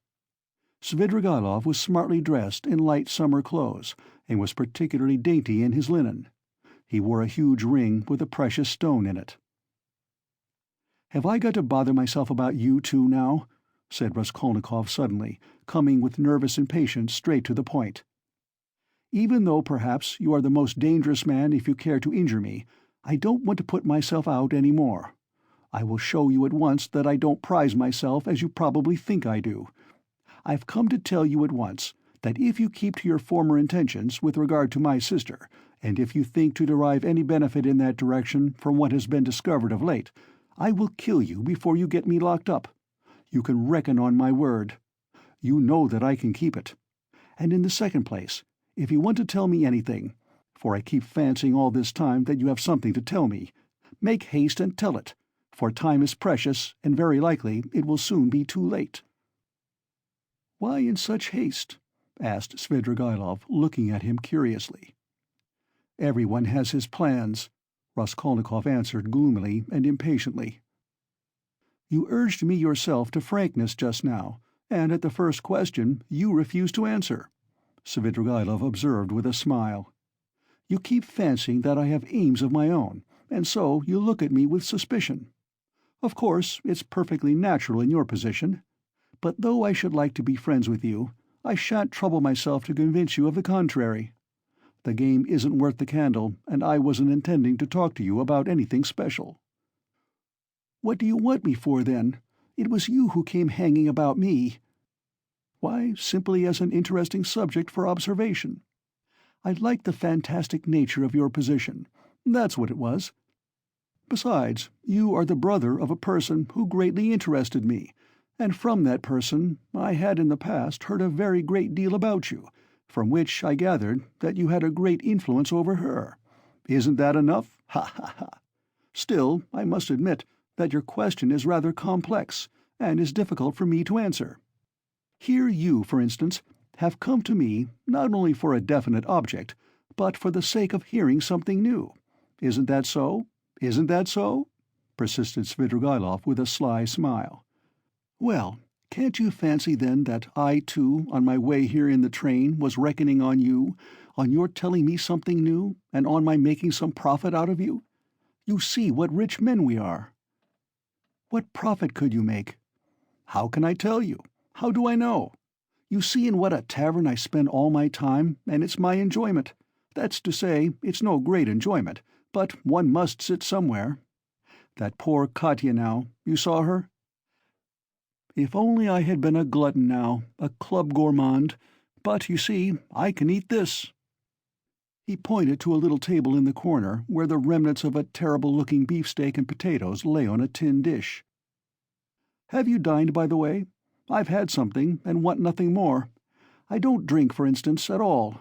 Except for champagne, I never touch anything, and not more than a glass of that all the evening, and even that is enough to make my head ache. I ordered it just now to wind myself up, for I am just going off somewhere, and you see me in a peculiar state of mind. That was why I hid myself just now like a schoolboy, for I was afraid you would hinder me. But I believe," he pulled out his watch, "I can spend an hour with you. It's 4:30 now. If only I'd been something, a landowner, a father, a cavalry officer, a photographer, a journalist. I am nothing, no specialty, and sometimes I am positively bored. I really thought you would tell me something new." "But what are you, and why have you come here?" "What am I? You know, a gentleman. I served for 2 years in the cavalry. Then I knocked about here in Petersburg. Then I married Marfa Petrovna and lived in the country. There, you have my biography." "You are a gambler, I believe?" "No, a poor sort of gambler. A card sharper, not a gambler." "You have been a card sharper, then?" "Yes, I've been a card sharper, too." "Didn't you get thrashed sometimes?" "It did happen. Why?" "Why, you might have challenged them. Altogether, it must have been lively." "I won't contradict you. And besides, I am no hand at philosophy. I confess that I hastened here for the sake of the women." "As soon as you buried Marfa Petrovna?" "Quite so." Svidrigaïlov smiled with engaging candor. "What of it? You seem to find something wrong in my speaking like that about women." "You ask whether I find anything wrong in vice?" "Vice? Oh, that's what you were after. But I'll answer you in order. First, about women in general. You know I am fond of talking. Tell me, what should I restrain myself for? Why should I give up women, since I have a passion for them? It's an occupation, anyway." "So you hope for nothing here but vice?" "Oh, very well, for vice, then. You insist on its being vice. But anyway, I like a direct question. In this vice, at least, there is something permanent, founded indeed upon nature, and not dependent on fantasy, something present in the blood, like an ever-burning ember, for ever setting one on fire, and, maybe, not to be quickly extinguished, even with years. You'll agree, it's an occupation of a sort." "That's nothing to rejoice at. It's a disease, and a dangerous one." "Oh, that's what you think, is it?" "I agree that it is a disease like everything that exceeds moderation. And, of course, in this one must exceed moderation. But in the first place, everybody does so in one way or another, and in the second place, of course, one ought to be moderate and prudent, however mean it may be. But what am I to do? If I hadn't this, I might have to shoot myself. I am ready to admit that a decent man ought to put up with being bored, but yet—" "And could you shoot yourself?" "Oh, come," Svidrigaïlov parried with disgust. "Please, don't speak of it," he added hurriedly, and with none of the bragging tone he had shown in all the previous conversation. His face quite changed. "I admit it's an unpardonable weakness, but I can't help it. I am afraid of death, and I dislike its being talked of. Do you know that I am to a certain extent a mystic?" "Ah, the apparitions of Marfa Petrovna. Do they still go on visiting you?" "Oh, don't talk of them. There have been no more in Petersburg, confound them," he cried with an air of irritation. "Let's rather talk of that. Though, I have not much time, and can't stay long with you. It's a pity. I should have found plenty to tell you." "What's your engagement? A woman?" "Yes, a woman. A casual incident. No, that's not what I want to talk of." "And the hideousness, the filthiness of all your surroundings, doesn't that affect you? Have you lost the strength to stop yourself?" "And do you pretend to strength too? You surprised me just now, Rodion Romanovitch, though I knew beforehand it would be so. You preach to me about vice and aesthetics. You, a Schiller. You, an idealist. Of course, that's all as it should be, and it would be surprising if it were not so. Yet it is strange in reality. Ah, what a pity I have no time, for you're a most interesting type. And, by the way, are you fond of Schiller? I am awfully fond of him." "But what a braggart you are," Raskolnikov said with some disgust. "Upon my word, I am not," answered Svidrigaïlov, laughing. "However, I won't dispute it. Let me be a braggart. Why not brag, if it hurts no one? I spent 7 years in the country with Marfa Petrovna, so now when I come across an intelligent person like you, intelligent and highly interesting, I am simply glad to talk, and besides, I've drunk that half-glass of champagne, and it's gone to my head a little. And besides, there's a certain fact that has wound me up tremendously, but about that will keep quiet." "Where are you off to?" he asked in alarm. Raskolnikov had begun getting up. He felt oppressed and stifled, and, as it were, ill at ease at having come here. He felt convinced that Svidrigaïlov was the most worthless scoundrel on the face of the earth. "Ah, sit down, stay a little," Svidrigaïlov begged. "Let them bring you some tea, anyway. Stay a little. I won't talk nonsense, about myself, I mean. I'll tell you something.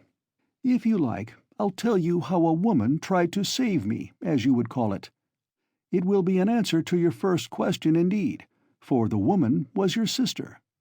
May I tell you? It will help to spend the time." "Tell me. But I trust that you—" "Oh, don't be uneasy. Besides, even in a worthless low fellow like me, Avdotya Romanovna can only excite the deepest respect." End of Part 6, Chapter 3. Part 6, Chapter 4. "You know, perhaps— yes, I told you myself," began Svidrigaïlov, "that I was in the debtor's prison here for an immense sum, and had not any expectation of being able to pay it. There's no need to go into particulars how Marfa Petrovna bought me out. Do you know to what a point of insanity a woman can sometimes love? She was an honest woman, and very sensible, although completely uneducated. Would you believe that this honest and jealous woman, after many scenes of hysterics and reproaches, condescended to enter into a kind of contract with me, which she kept throughout our married life? She was considerably older than I, and besides, she always kept a clove or something in her mouth. There was so much swinishness in my soul, and honesty too, of a sort, as to tell her straight out that I couldn't be absolutely faithful to her. This confession drove her to frenzy. But yet she seems in a way to have liked my brutal frankness. She thought it showed I was unwilling to deceive her if I warned her like this beforehand, and for a jealous woman, you know, that's the first consideration. After many tears, an unwritten contract was drawn up between us. First, that I would never leave Marfa Petrovna and would always be her husband. Secondly, that I would never absent myself without her permission. Thirdly, that I would never set up a permanent mistress. Fourthly, in return for this, Marfa Petrovna gave me a free hand with the maidservants, but only with her secret knowledge. Fifthly, God forbid my falling in love with a woman of our class. Sixthly, in case I, which God forbid, should be visited by a great serious passion, I was bound to reveal it to Marfa Petrovna. On this last score, however, Marfa Petrovna was fairly at ease. She was a sensible woman, and so she could not help looking upon me as a dissolute profligate, incapable of real love. But a sensible woman and a jealous woman are two very different things, and that's where the trouble came in. But to judge some people impartially, we must renounce certain preconceived opinions, and our habitual attitude to the ordinary people about us. I have reason to have faith in your judgment rather than anyone's. Perhaps you have already heard a great deal that was ridiculous and absurd about Marfa Petrovna. She certainly had some very ridiculous ways, but I tell you frankly that I feel really sorry for the innumerable woes of which I was the cause.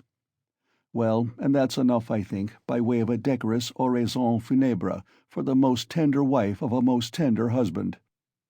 When we quarrelled, I usually held my tongue and did not irritate her, and that gentlemanly conduct rarely failed to attain its object.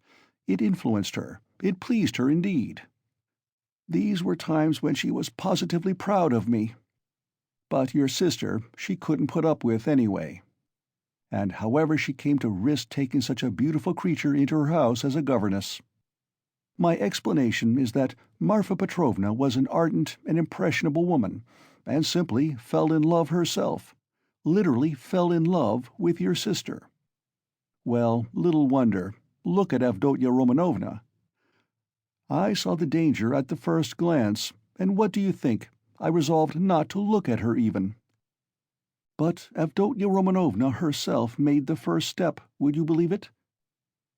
Would you believe it, too, that Marfa Petrovna was positively angry with me at first for my persistent silence about your sister, for my careless reception of her continual adoring praises of Avdotya Romanovna? I don't know what it was she wanted. Well, of course, Marfa Petrovna told Avdotya Romanovna every detail about me. She had the unfortunate habit of telling literally everyone all our family secrets and continually complaining of me. How could she fail to confide in such a delightful new friend? I expect they talked of nothing else but me, and no doubt Avdotya Romanovna heard all those dark, mysterious rumors that were current about me. I don't mind betting that you too have heard something of the sort already. I have. Luzhin charged you with having caused the death of a child. Is that true? Don't refer to those vulgar tales, I beg, said Svidrigaïlov with disgust and annoyance. If you insist on wanting to know about all that idiocy, I will tell you one day. But now... I was told, too, about some footman of yours in the country whom you treated badly. I beg you to drop the subject, Svidrigaïlov interrupted again with obvious impatience. Was that the footman who came to you after death to fill your pipe? You told me about it yourself. Raskolnikov felt more and more irritated. Svidrigaïlov looked at him attentively, and Raskolnikov fancied he caught a flash of spiteful mockery in that look. But Svidrigaïlov restrained himself and answered very civilly, "Yes, it was. I see that you, too, are extremely interested, and shall feel it my duty to satisfy your curiosity at the first opportunity. Upon my soul, I see that I really might pass for a romantic figure with some people. Judge how graceful I must be to Marfa Petrovna for having repeated to Avdotya Romanovna such mysterious and interesting gossip about me. I dare not guess what impression it made on her, but in any case it worked in my interests. With all Avdotya Romanovna's natural aversion, and in spite of my invariably gloomy and repellent aspect, she did at least feel pity for me, pity for a lost soul. And if once a girl's heart is moved to pity, it's more generous than anything. She is bound to want to save him, to bring him to his senses, and lift him up and draw him to nobler aims, to restore him to new life and usefulness. Well, we all know how far such dreams can go. I saw at once that the bird was flying into the cage of herself. And I too made ready. I think you are frowning, Rodion Romanovitch. There's no need. As you know, it all ended in smoke. Hang it all, what a lot I am drinking. Do you know, I always, from the very beginning, regretted that it wasn't your sister's fate to be born in the 2nd or 3rd century A.D., as the daughter of a reigning prince, or some governor or proconsul in Asia Minor. She would undoubtedly have been one of those who would endure martyrdom and would have smiled when they branded her bosom with hot pincers, and she would have gone to it of herself. And in the 4th or 5th century she would have walked away into the Egyptian desert and would have stayed there 30 years living on roots and ecstasies and visions. She is simply thirsting to face some torture for someone, and if she can't get her torture, she'll throw herself out of a window. I've heard something of a Mr. Razumian. He's said to be a sensible fellow. His surname suggests it, indeed. He's probably a divinity student. Well, he'd better look after your sister. I believe I understand her, and I am proud of it. But at the beginning of an acquaintance, as you know, one is apt to be more heedless and stupid. One doesn't see clearly. Hang it all, why is she so handsome? It's not my fault. In fact, it began on my side with a most irresistible physical desire. Avdotya Romanovna is awfully chaste, incredibly and phenomenally so. Take note. I tell you this about your sister as a fact. She is almost morbidly chaste, in spite of her broad intelligence, and it will stand in her way. There happened to be a girl in the house then, Parasha, a black-eyed wench whom I had never seen before. She had just come from another village. Very pretty, but incredibly stupid. She burst into tears, wailed so that she could be heard all over the place and caused scandal. One day after dinner, Avdotya Romanovna followed me into an avenue in the garden, and with flashing eyes insisted on my leaving poor Parasha alone. It was almost our first conversation by ourselves. I, of course, was only too pleased to obey her wishes, tried to appear disconcerted, embarrassed, in fact, played my part not badly. Then came interviews, mysterious conversations, exhortations, entreaties, supplications, even tears. Would you believe it? Even tears. Think what the passion for propaganda will bring some girls to. I, of course, threw it all on my destiny, posed as hungering and thirsting for light, and finally resorted to the most powerful weapon in the subjection of the female heart, a weapon which never fails one. It's the well-known resource, flattery. Nothing in the world is harder than speaking the truth, and nothing easier than flattery. If there's the 100th part of a false note in speaking the truth, it leads to a discord, and that leads to trouble. But if all, to the last note, is false in flattery, it is just as agreeable, and is heard not without satisfaction. It may be a coarse satisfaction, but still a satisfaction. And however coarse the flattery, at least half will be sure to seem true. That's so for all stages of development and classes of society. A Vestal virgin might be seduced by flattery. I can never remember without laughter how I once seduced a lady who was devoted to her husband, her children, and her principles. What fun it was, and how little trouble! And the lady really had principles, of her own anyway. All my tactics lay in simply being utterly annihilated and prostrate before her purity. I flattered her shamelessly, and as soon as I succeeded in getting a pressure of the hand, even a glance from her, I would reproach myself for having snatched it by force, and would declare that she had resisted, so that I could never have gained anything but for my being so unprincipled. I maintained that she was so innocent that she could not foresee my treachery, and yielded to me unconsciously, unawares, and so on. In fact, I triumphed, while my lady remained firmly convinced that she was innocent, chaste, and faithful to all her duties and obligations, and had succumbed quite by accident. And how angry she was with me when I explained to her at last that it was my sincere conviction that she was just as eager as I. Poor Marfa Petrovna was awfully weak on the side of flattery, and if I had only cared to, I might have had all her property settled on me during her lifetime. I am drinking an awful lot of wine now, and talking too much. I hope you won't be angry if I mention now that I was beginning to produce the same effect on Avdotya Romanovna. But I was stupid and impatient and spoiled it all. Avdotya Romanovna had several times, and one time in particular, been greatly displeased by the expression of my eyes, would you believe it? There was sometimes a light in them which frightened her, and grew stronger and more unguarded, till it was hateful to her. No need to go into detail, but we parted. There I acted stupidly again. I fell to jeering in the coarsest way at all such propaganda and efforts to convert me. Parasha came on to the scene again, and not she alone.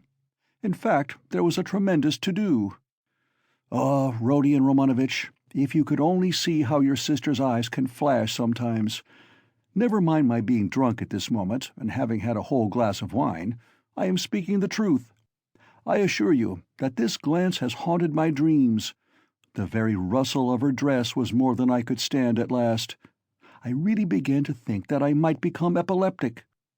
I could never have believed that I could be moved to such a frenzy. It was essential, indeed, to be reconciled, but by then it was impossible. And imagine what I did then. To what a pitch of stupidity a man can be brought by frenzy. Never undertake anything in a frenzy, Rodion Romanovitch. I reflected that Avdotya Romanovna was after all a beggar. Excuse me, that's not the word. But does it matter if it expresses the meaning? That she lived by her work. That she had her mother and you to keep. Hang it, you are frowning again. And I resolved to offer her all my money, 30,000 rubles I could have realized then, if she would run away with me here to Petersburg. Of course, I should have vowed eternal love, rapture, and so on. Do you know, I was so wild about her at that time that if she had told me to poison Marfa Petrovna, or to cut her throat and to marry herself, it would have been done at once. But it ended in the catastrophe of which you know already. You can fancy how frantic I was when I heard that Marfa Petrovna had got hold of that scoundrelly attorney Luzhin and had almost made a match between them, which would really have been just the same thing as I was proposing. Wouldn't it? Wouldn't it? I notice that you've begun to be very attentive, you interesting young man. Svidrigaïlov struck the table with his fist impatiently. He was flushed. Raskolnikov saw clearly that the glass or glass and a half of champagne that he had sipped almost unconsciously was affecting him, and he resolved to take advantage of the opportunity. He felt very suspicious of Svidrigaïlov. Well, after what you have said, I am fully convinced that you have come to Petersburg with designs on my sister, he said directly to Svidrigaïlov in order to irritate him further. Oh, nonsense, said Svidrigaïlov, seeming to rouse himself. Why, I told you. Besides, your sister can't endure me. Yes, I am certain that she can't, but that's not the point. Are you so sure that she can't? Svidrigaïlov screwed up his eyes and smiled mockingly. You are right, she doesn't love me, but you can never be sure of what has passed between husband and wife or lover and mistress. There's always a little corner which remains a secret to the world and is only known to those two. Will you answer for it that Avdotya Romanovna regarded me with aversion? From some words you've dropped, I noticed that you still have designs, and of course evil ones, on Donia, and mean to carry them out promptly. What? Have I dropped words like that? Svidrigaïlov asked in naive dismay, taking not the slightest notice of the epithet bestowed on his designs. Why, you are dropping them even now. Why are you so frightened? What are you so afraid of now? Me? Afraid? Afraid of you?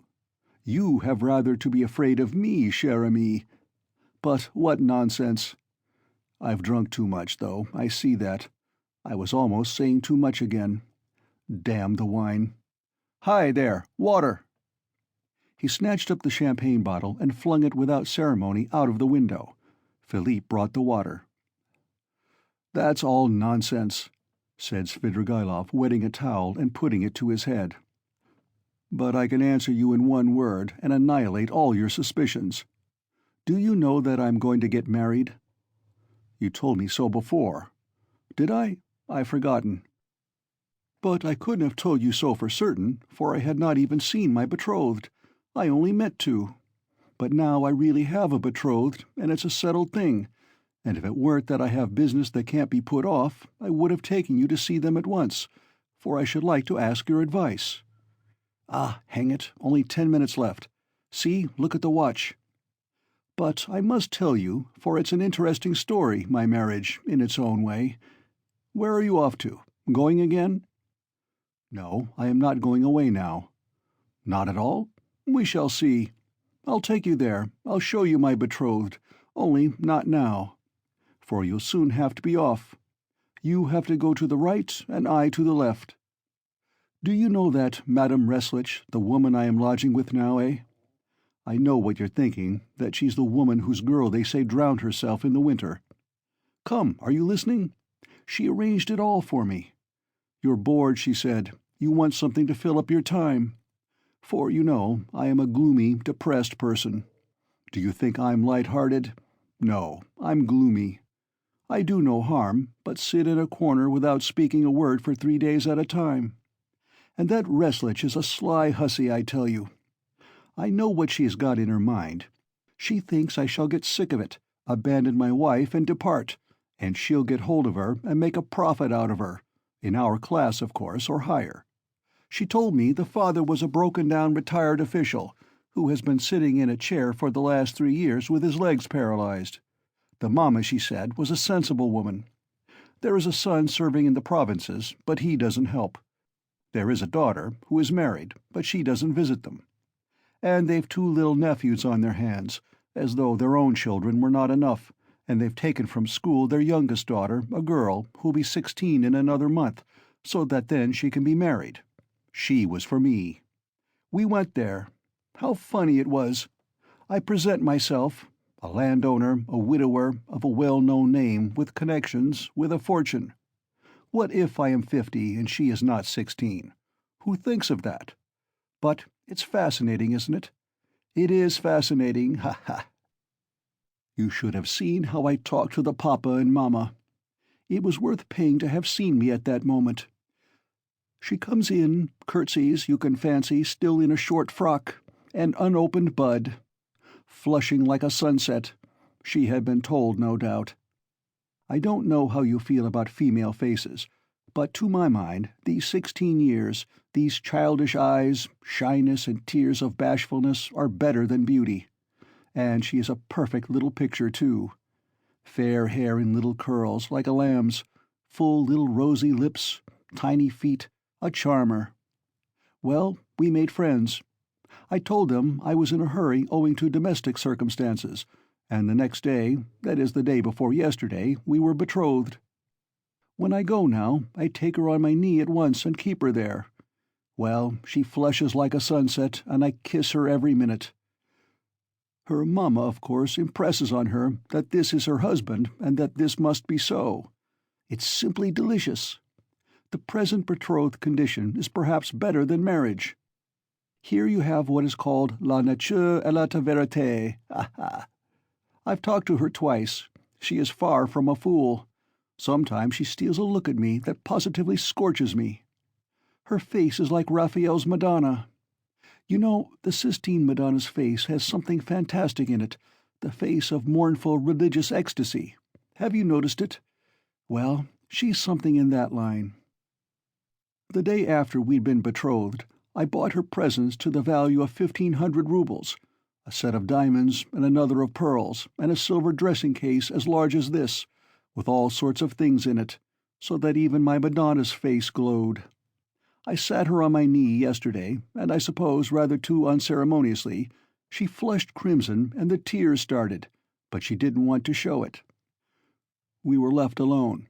She suddenly flung herself on my neck, for the first time of her own accord, put her little arms around me, kissed me, and vowed that she would be an obedient, faithful, and good wife, would make me happy, would devote all her life, every minute of her life, would sacrifice everything, everything, and that all she asks in return is my respect, and that she wants nothing, nothing more from me, no presents.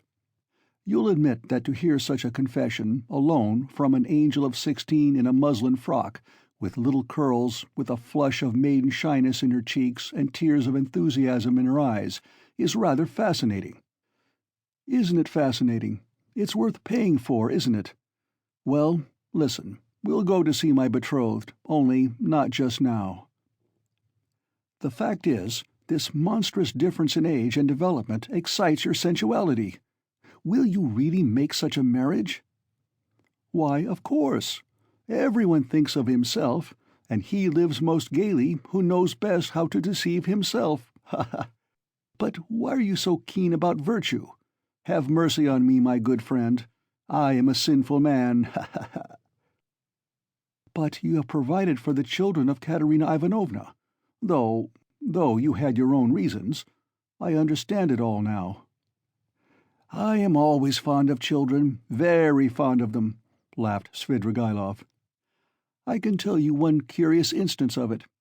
The first day I came here, I visited various haunts. After 7 years, I simply rushed at them. You probably noticed that I am not in a hurry to renew acquaintance with my old friends. I shall do without them as long as I can. Do you know, when I was with Marfa Petrovna in the country, I was haunted by the thought of these places where anyone who knows his way about can find a great deal. Yes, upon my soul. The peasants have vodka.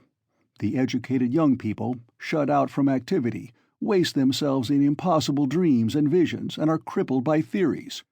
Jews have sprung up and are amassing money, and all the rest give themselves up to debauchery. From the first hour the town reeked of its familiar odors. I chanced to be in a frightful den. I like my dens dirty. It was a dance, so-called, and there was a can-can, such as I never saw in my day. Yes, there you have progress. All of a sudden, I saw a little girl of 13, nicely dressed, dancing with a specialist in that line, with another one vis-a-vis. Her mother was sitting on a chair by the wall. You can't fancy what a can-can that was.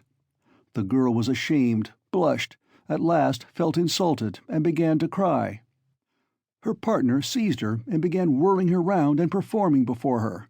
Everyone laughed, and I like your public, even the can-can public. They laughed and shouted, "Serves her right! Serves her right! Shouldn't bring children!" Well, it's not my business whether that consoling reflection was logical or not. I at once fixed on my plan, sat down by the mother, and began by saying that I too was a stranger, and that people here were ill-bred, and that they couldn't distinguish decent folks and treat them with respect. Gave her to understand that I had plenty of money, offered to take them home in my carriage. I took them home and got to know them. They were lodging in a miserable little hole and had only just arrived from the country. She told me that she and her daughter could only regard my acquaintance as an honor. I found out that they had nothing of their own and had come to town upon some legal business. I proffered my services and money. I learnt that they had gone to the dancing saloon by mistake, believing that it was a genuine dancing class. I offered to assist in the young girl's education in French and dancing. My offer was accepted with enthusiasm as an honor, and we are still friendly. If you like, we'll go and see them, only not just now. Stop! Enough of your vile, nasty anecdotes, depraved, vile, sensual man. Schiller! You are a regular Schiller. O la vertu va te sanish. But you know I shall tell you these things on purpose, for the purpose of hearing your outcries. I dare say. I can see I'm ridiculous myself, muttered Raskolnikov angrily. Svidrigailov laughed heartily. Finally he called Philippe, paid his bill, and began getting up. "I say, but I am drunk as a cause," he said. "It's been a pleasure." "I should rather think it must be a pleasure," cried Raskolnikov, getting up. "No doubt it is a pleasure for a worn-out profligate to describe such adventures with a monstrous project of the same sort in his mind, especially under such circumstances and to such a man as me. It's stimulating." "Well, if you come to that," Svidrigaïlov answered, scrutinizing Raskolnikov with some surprise. "If you come to that, you are a thorough cynic yourself. You've plenty to make you so, anyway. You can understand a great deal, and you can do a great deal, too. But enough. I sincerely regret not having had more talk with you, but I shan't lose sight of you. Only wait a bit." Svidrigaïlov walked out of the restaurant. Raskolnikov walked out after him. Svidrigaïlov was not, however, very drunk. The wine had affected him for a moment, but it was passing off every minute. He was preoccupied with something of importance and was frowning. He was apparently excited and uneasy in anticipation of something.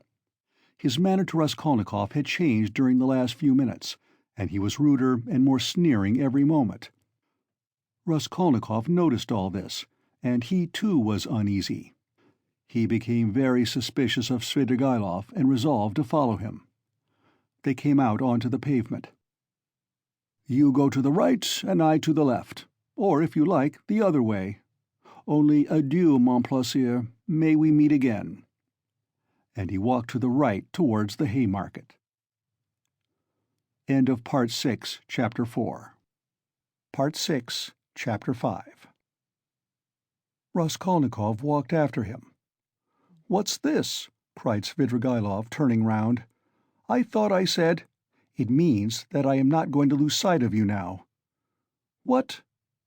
Both stood still and gazed at one another, as though measuring their strength. "From all your half-tipsy stories," Raskolnikov observed harshly, "I am positive that you have not given up your designs on my sister, but are pursuing them more actively than ever. I have learnt that my sister received a letter this morning. You have hardly been able to sit still all this time. You may have unearthed a wife on the way, but that means nothing.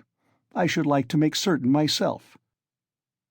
Raskolnikov could hardly have said himself what he wanted and of what he wished to make certain.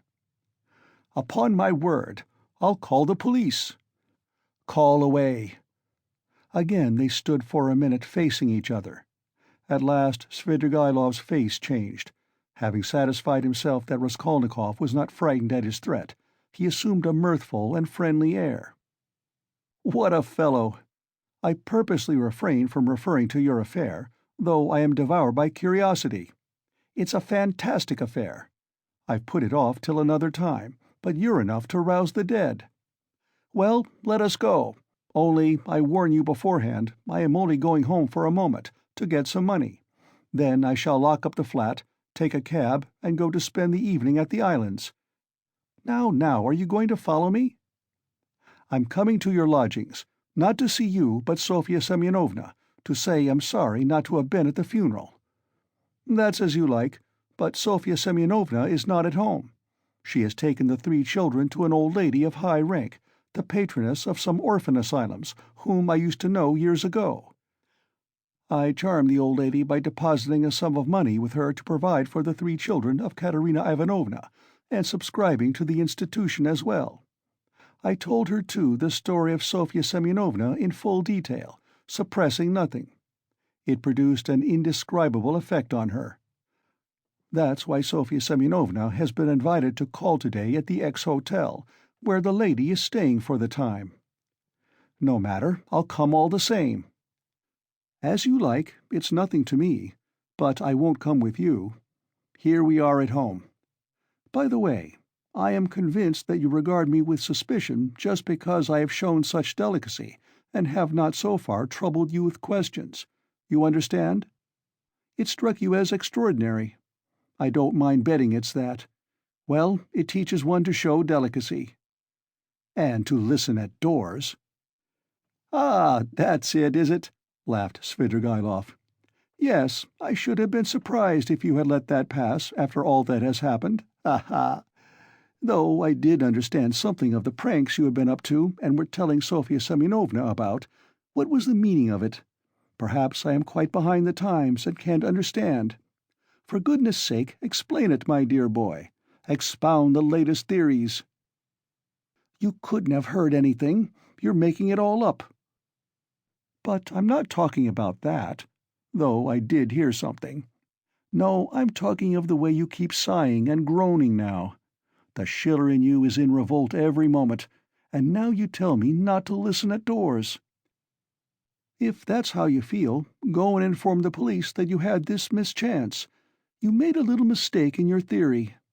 But if you are convinced that one mustn't listen at doors, but one may murder old women at one's pleasure, you'd better be off to America and make haste. Run, young man. There may still be time. I'm speaking sincerely. Haven't you the money? I'll give you the fare." "I'm not thinking of that at all," Raskolnikov interrupted with disgust. "I understand, but don't put yourself out. Don't discuss it if you don't want to. I understand the questions you are worrying over. Moral ones, aren't they? Duties of citizen and man. Lay them all aside. They are nothing to you now, ha-ha. You'll say you are still a man and a citizen. If so, you ought not to have got into this coil.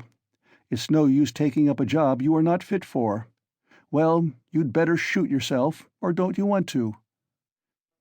"You seem trying to enrage me, to make me leave you." "What a queer fellow! But here we are. Welcome to the staircase. You see, that's the way to Sofya Semyonovna. Look, there is no one at home. Don't you believe me? Ask Kapernaumov. She leaves the key with him. Here is Madame de Kapernaumov herself. Hey, what? She is rather deaf. Has she gone out? Where? Did you hear? She is not in and won't be till late in the evening, probably. Well, come to my room. You wanted to come and see me, didn't you? Here we are. Madame Reslich is not at home. She is a woman who is always busy, an excellent woman, I assure you. She might have been of use to you if you had been a little more sensible. Now see, I take this 5% bond out of the bureau. See what a lot I've got of them still. This one will be turned into cash today. I mustn't waste any more time. The bureau is locked, the flat is locked, and here we are again on the stairs. Shall we take a cab? I'm going to the islands. Would you like a lift? I'll take this carriage. Ah, you refuse? You are tired of it. Come for a drive. I believe it will come on to rain. Never mind, we'll put down the hood." Svidrigaïlov was already in the carriage. Raskolnikov decided that his suspicions were at least for that moment unjust. Without answering a word, he turned and walked back towards the Haymarket. If he had only turned round on his way, he might have seen Svidrigaïlov get out not 100 paces off, dismiss the cab and walk along the pavement. But he had turned the corner and could see nothing. Intense disgust drew him away from Svidrigaïlov. To think that I could for one instant have looked for help from that coarse brute, that depraved sensualist and blackguard, he cried. Raskolnikov's judgment was uttered too lightly and hastily. There was something about Svidrigaïlov which gave him a certain original, even a mysterious character. As concerned his sister, Raskolnikov was convinced that Svidrigaïlov would not leave her in peace. But it was too tiresome and unbearable to go on thinking and thinking about this. When he was alone, he had not gone 20 paces before he sank, as usual, into deep thought. On the bridge he stood by the railing and began gazing at the water, and his sister was standing close by him. He met her at the entrance to the bridge, but passed by without seeing her. Donia had never met him like this in the street before, and was struck with dismay. She stood still and did not know whether to call to him or not. Suddenly she saw Svidrigaïlov coming quickly from the direction of the Haymarket. He seemed to be approaching cautiously. He did not go on to the bridge, but stood aside on the pavement, doing all he could to avoid Raskolnikov seeing him. He had observed Donia for some time, and had been making signs to her. She fancied he was signaling to beg her not to speak to her brother, but to come to him. That's what Donia did. She stole by her brother and went up to Svidrigaïlov. "Let us make haste away," Svidrigaïlov whispered to her. "I don't want Rodion Romanovitch to know of our meeting. I must tell you I've been sitting with him in the restaurant close by, where he looked me up and I had great difficulty in getting rid of him. He has somehow heard of my letter to you and suspects something. It wasn't you who told him, of course, but if not you, who then?" "Well, we've turned the corner now," Donia interrupted, "and my brother won't see us. I have to tell you that I am going no further with you. Speak to me here. You can tell it all in the street." "In the first place, I can't say it in the street. Secondly, you must hear Sofya Semyonovna too. And thirdly, I will show you some papers." "Oh well, if you won't agree to come with me, I shall refuse to give any explanation and go away at once. But I beg you not to forget that a very curious secret of your beloved brother's is entirely in my keeping." Donia stood still, hesitating, and looked at Svidrigaïlov with searching eyes. "What are you afraid of?" he observed quietly. "The town is not the country, and even in the country you did me more harm than I did you." "Have you prepared Sofya Semyonovna?" "No, I have not said a word to her, and I'm not quite certain whether she is at home now, but most likely she is. She has buried her stepmother today. She is not likely to go visiting on such a day. For the time, I don't want to speak to anyone about it, and I half regret having spoken to you. The slightest indiscretion is as bad as betrayal in a thing like this. I live in that house. We are coming to it. That's the porter of our house. He knows me very well. You see, he's bowing. He sees I'm coming with a lady, and no doubt he has noticed your face already, and you will be glad of that if you are afraid of me and suspicious. Excuse my putting things so coarsely. I haven't a flat to myself. Sofya Semyonovna's room is next to mine. She lodges in the next flat. The whole floor is let out in lodgings. Why are you frightened like a child? Am I really so terrible?" Svidrigaïlov's lips were twisted in a condescending smile, but he was in no smiling mood. His heart was throbbing, and he could scarcely breathe. He spoke rather loud to cover his growing excitement. But Donia did not notice this peculiar excitement.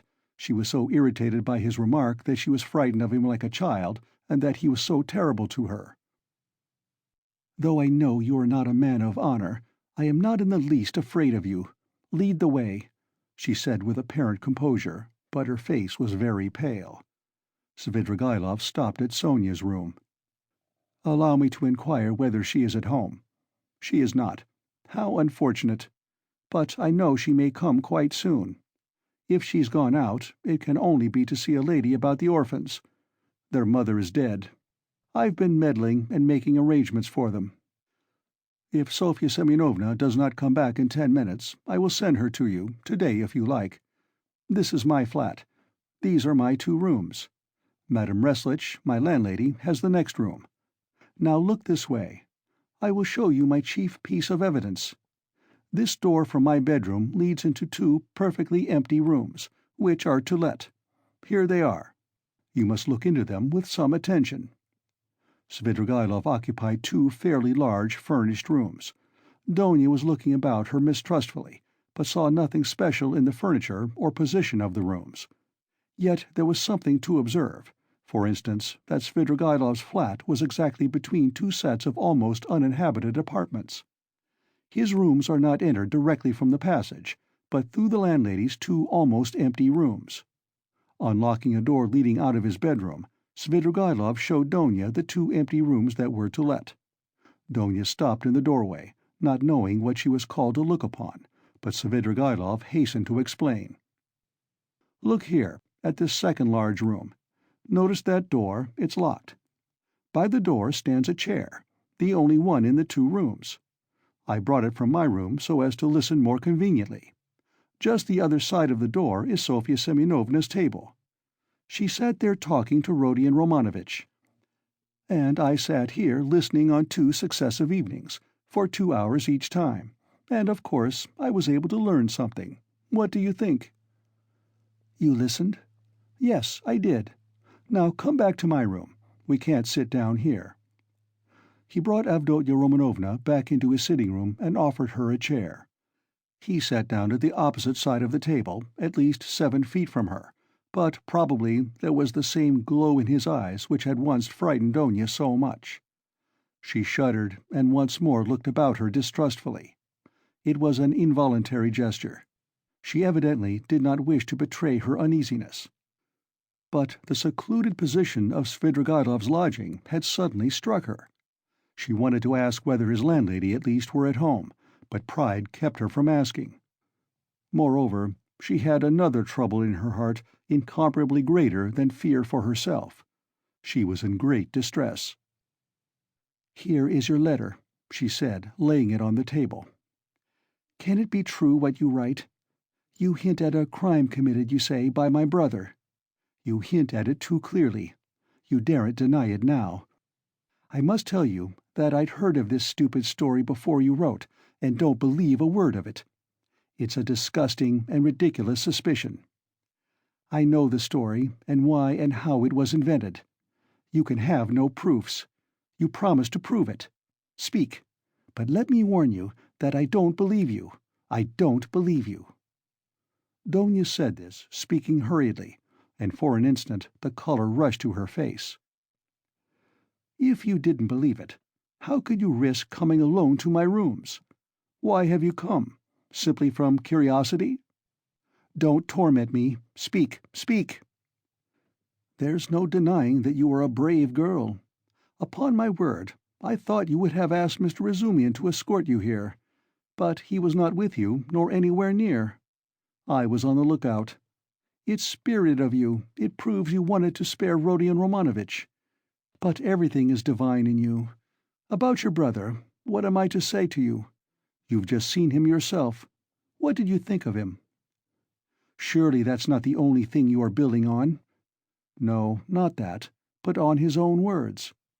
He came here on 2 successive evenings to see Sofya Semyonovna. I've shown you where they sat. He made a full confession to her. He is a murderer. He killed an old woman, a pawnbroker, with whom he had pawned things himself. He killed her sister, too, a peddler woman called Lizaveta, who happened to come in while he was murdering her sister. He killed them with an axe he brought with him. He murdered them to rob them, and he did rob them. He took money and various things.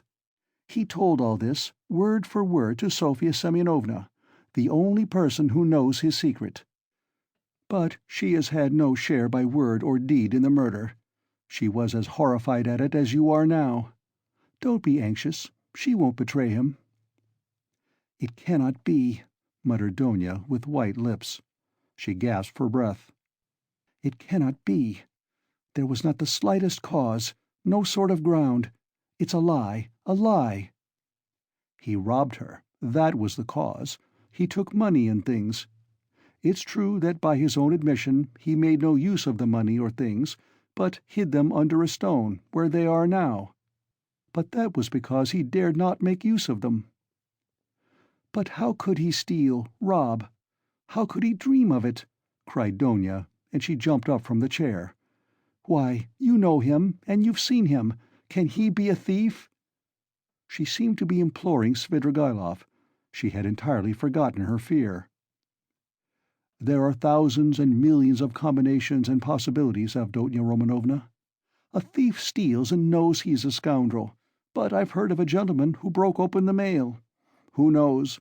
Very likely he thought he was doing a gentlemanly thing. Of course, I should not have believed it myself, if I'd been told of it as you have, but I believed my own ears. He explained all the causes of it to Sofya Semyonovna, too, but she did not believe her ears at first, yet she believed her own eyes at last." "What were the causes?" "It's a long story, Avdotya Romanovna. How shall I tell you? A theory of sort, the same one by which I, for instance, consider that a single misdeed is permissible if the principal aim is right, a solitary wrongdoing and hundreds of good deeds.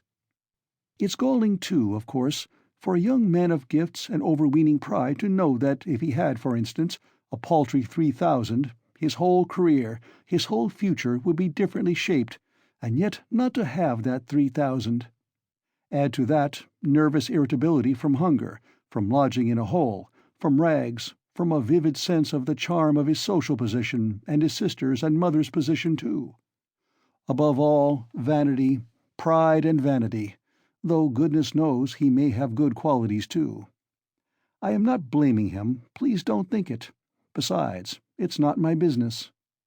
A special little theory came in too, a theory of a sort, dividing mankind, you see, into material and superior persons, that is, persons to whom the law does not apply owing to their superiority, who make laws for the rest of mankind, the material, that is. It's all right as a theory, une théorie comme une autre. Napoleon attracted him tremendously, that is, what affected him was that a great many men of genius have not hesitated at wrong-doing, but have overstepped the law without thinking about it. He seems to have fancied that he was a genius too.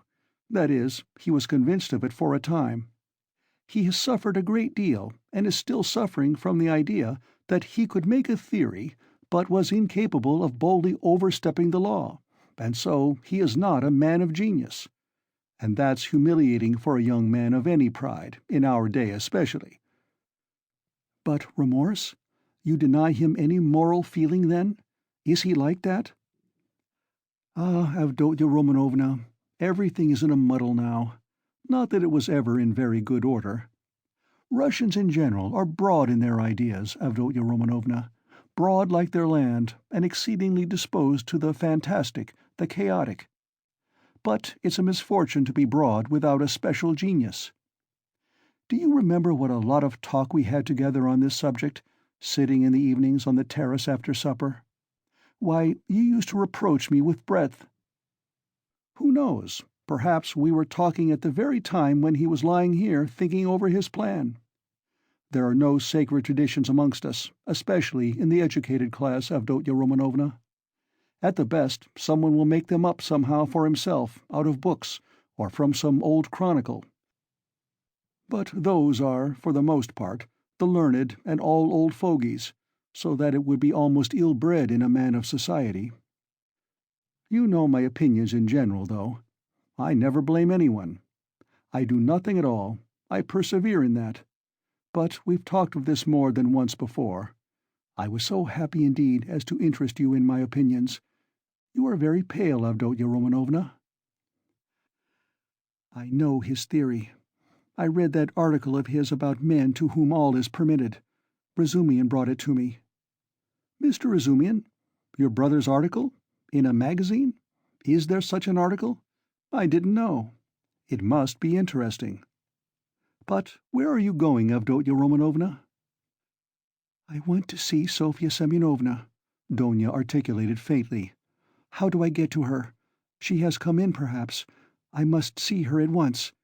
Perhaps she— Avdotya Romanovna could not finish. Her breath literally failed her. Sofya Semyonovna will not be back till night, at least I believe not. She was to have been back at once, but if not, then she will not be in till quite late.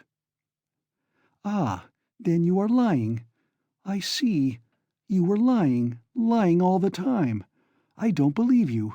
I don't believe you, cried Donia, completely losing her head. Almost fainting, she sank onto a chair which Svidrigaïlov made haste to give her. Avdotya Romanovna, what is it? Control yourself. Here is some water.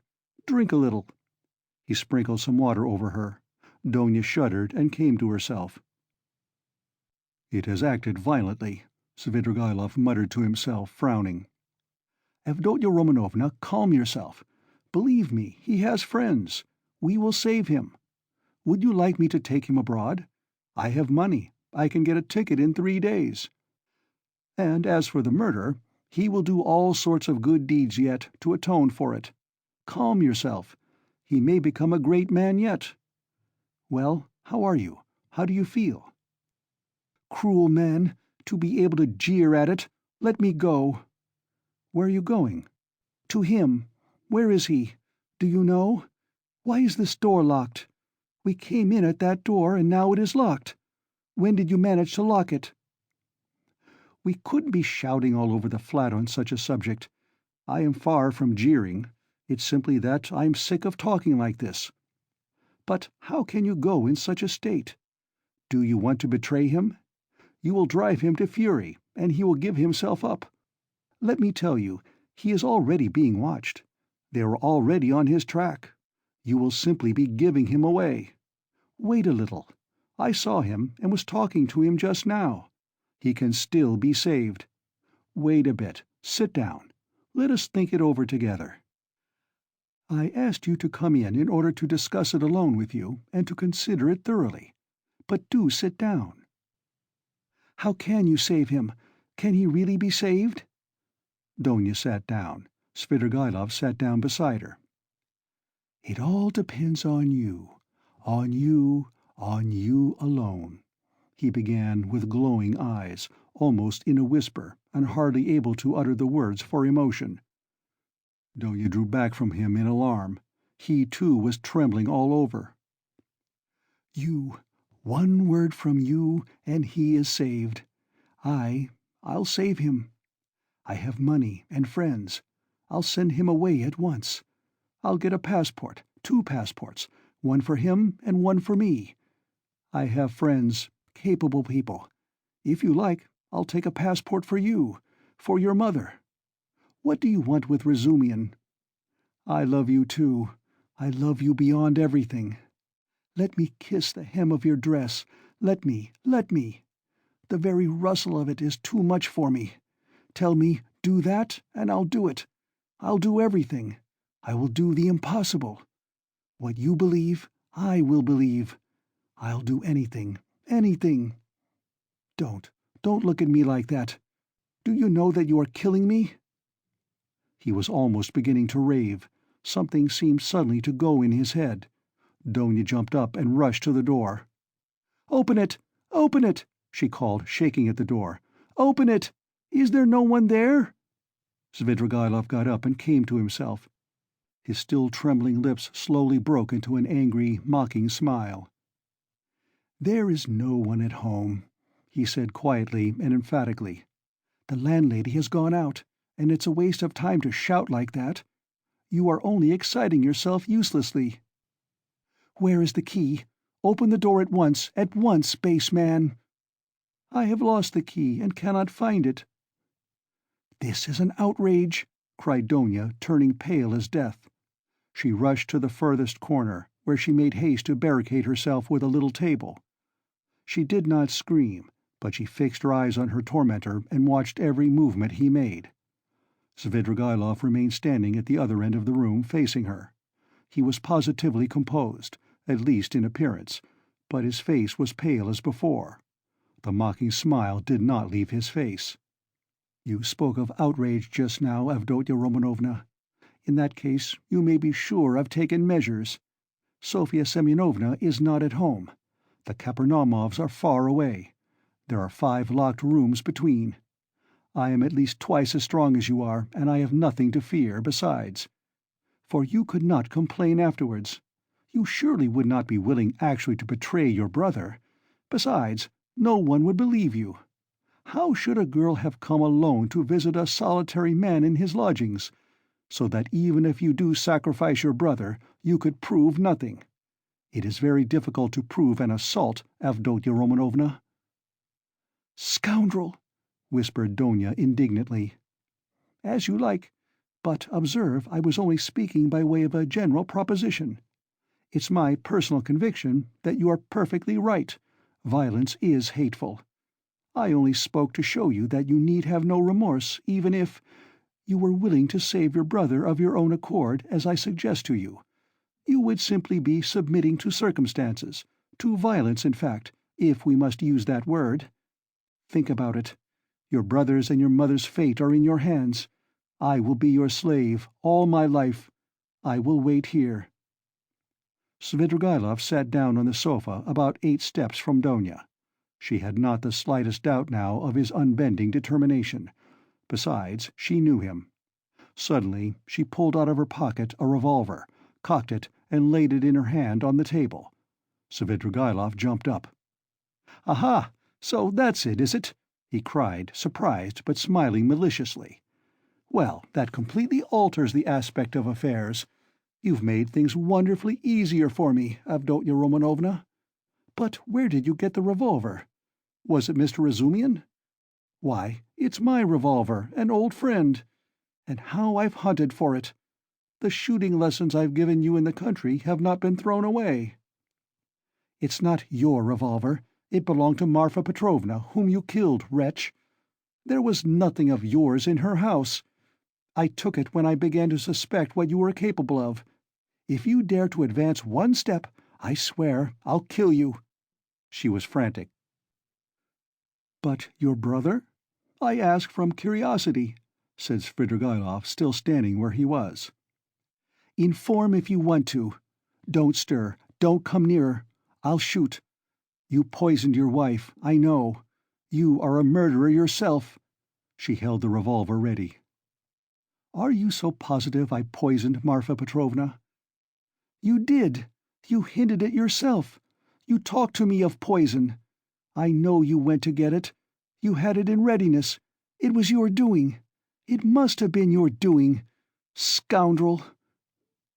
"Even if that were true, it would have been for your sake. You would have been the cause." "You are lying. I hated you always, always." "Oh ho, Avdotya Romanovna! You seem to have forgotten how you softened to me in the heat of propaganda. I saw it in your eyes. Do you remember that moonlight night, when the nightingale was singing?" "That's a lie." There was a flash of fury in Donia's eyes. "That's a lie and a libel." "A lie? Well, if you like, it's a lie. I made it up. Women ought not to be reminded of such things." He smiled. "I know you will shoot, you pretty wild creature. Well, shoot away." Donia raised the revolver, and, deadly pale, gazed at him, measuring the distance and awaiting the first movement on his part. Her lower lip was white and quivering, and her big black eyes flashed like fire. He had never seen her so handsome. The fire glowing in her eyes at the moment she raised the revolver seemed to kindle him, and there was a pang of anguish in his heart. He took a step forward, and a shot rang out. The bullet grazed his hair and flew into the wall behind. He stood still and laughed softly. "The wasp has stung me. She aimed straight at my head. What's this? Blood?" He pulled out his handkerchief to wipe the blood, which flowed in a thin stream down his right temple. The bullet seemed to have just grazed the skin. Donia lowered the revolver and looked at Svidrigaïlov, not so much in terror as in a sort of wild amazement. She seemed not to understand what she was doing and what was going on. "Well, you missed. Fire again. I'll wait," said Svidrigaïlov softly, still smiling, but gloomily. "If you go on like that, I shall have time to seize you before you cock again." Donia started, quickly cocked the pistol, and again raised it. "Let me be!" she cried in despair. "I swear I'll shoot again. I'll kill you." "Well, at 3 paces you can hardly help it. But if you don't, then—" His eyes flashed, and he took 2 steps forward. Donia shot again. It missed fire. "You haven't loaded it properly. Never mind, you have another charge there. Get it ready. I'll wait." He stood facing her, 2 paces away, waiting and gazing at her with wild determination, with feverishly passionate, stubborn, set eyes.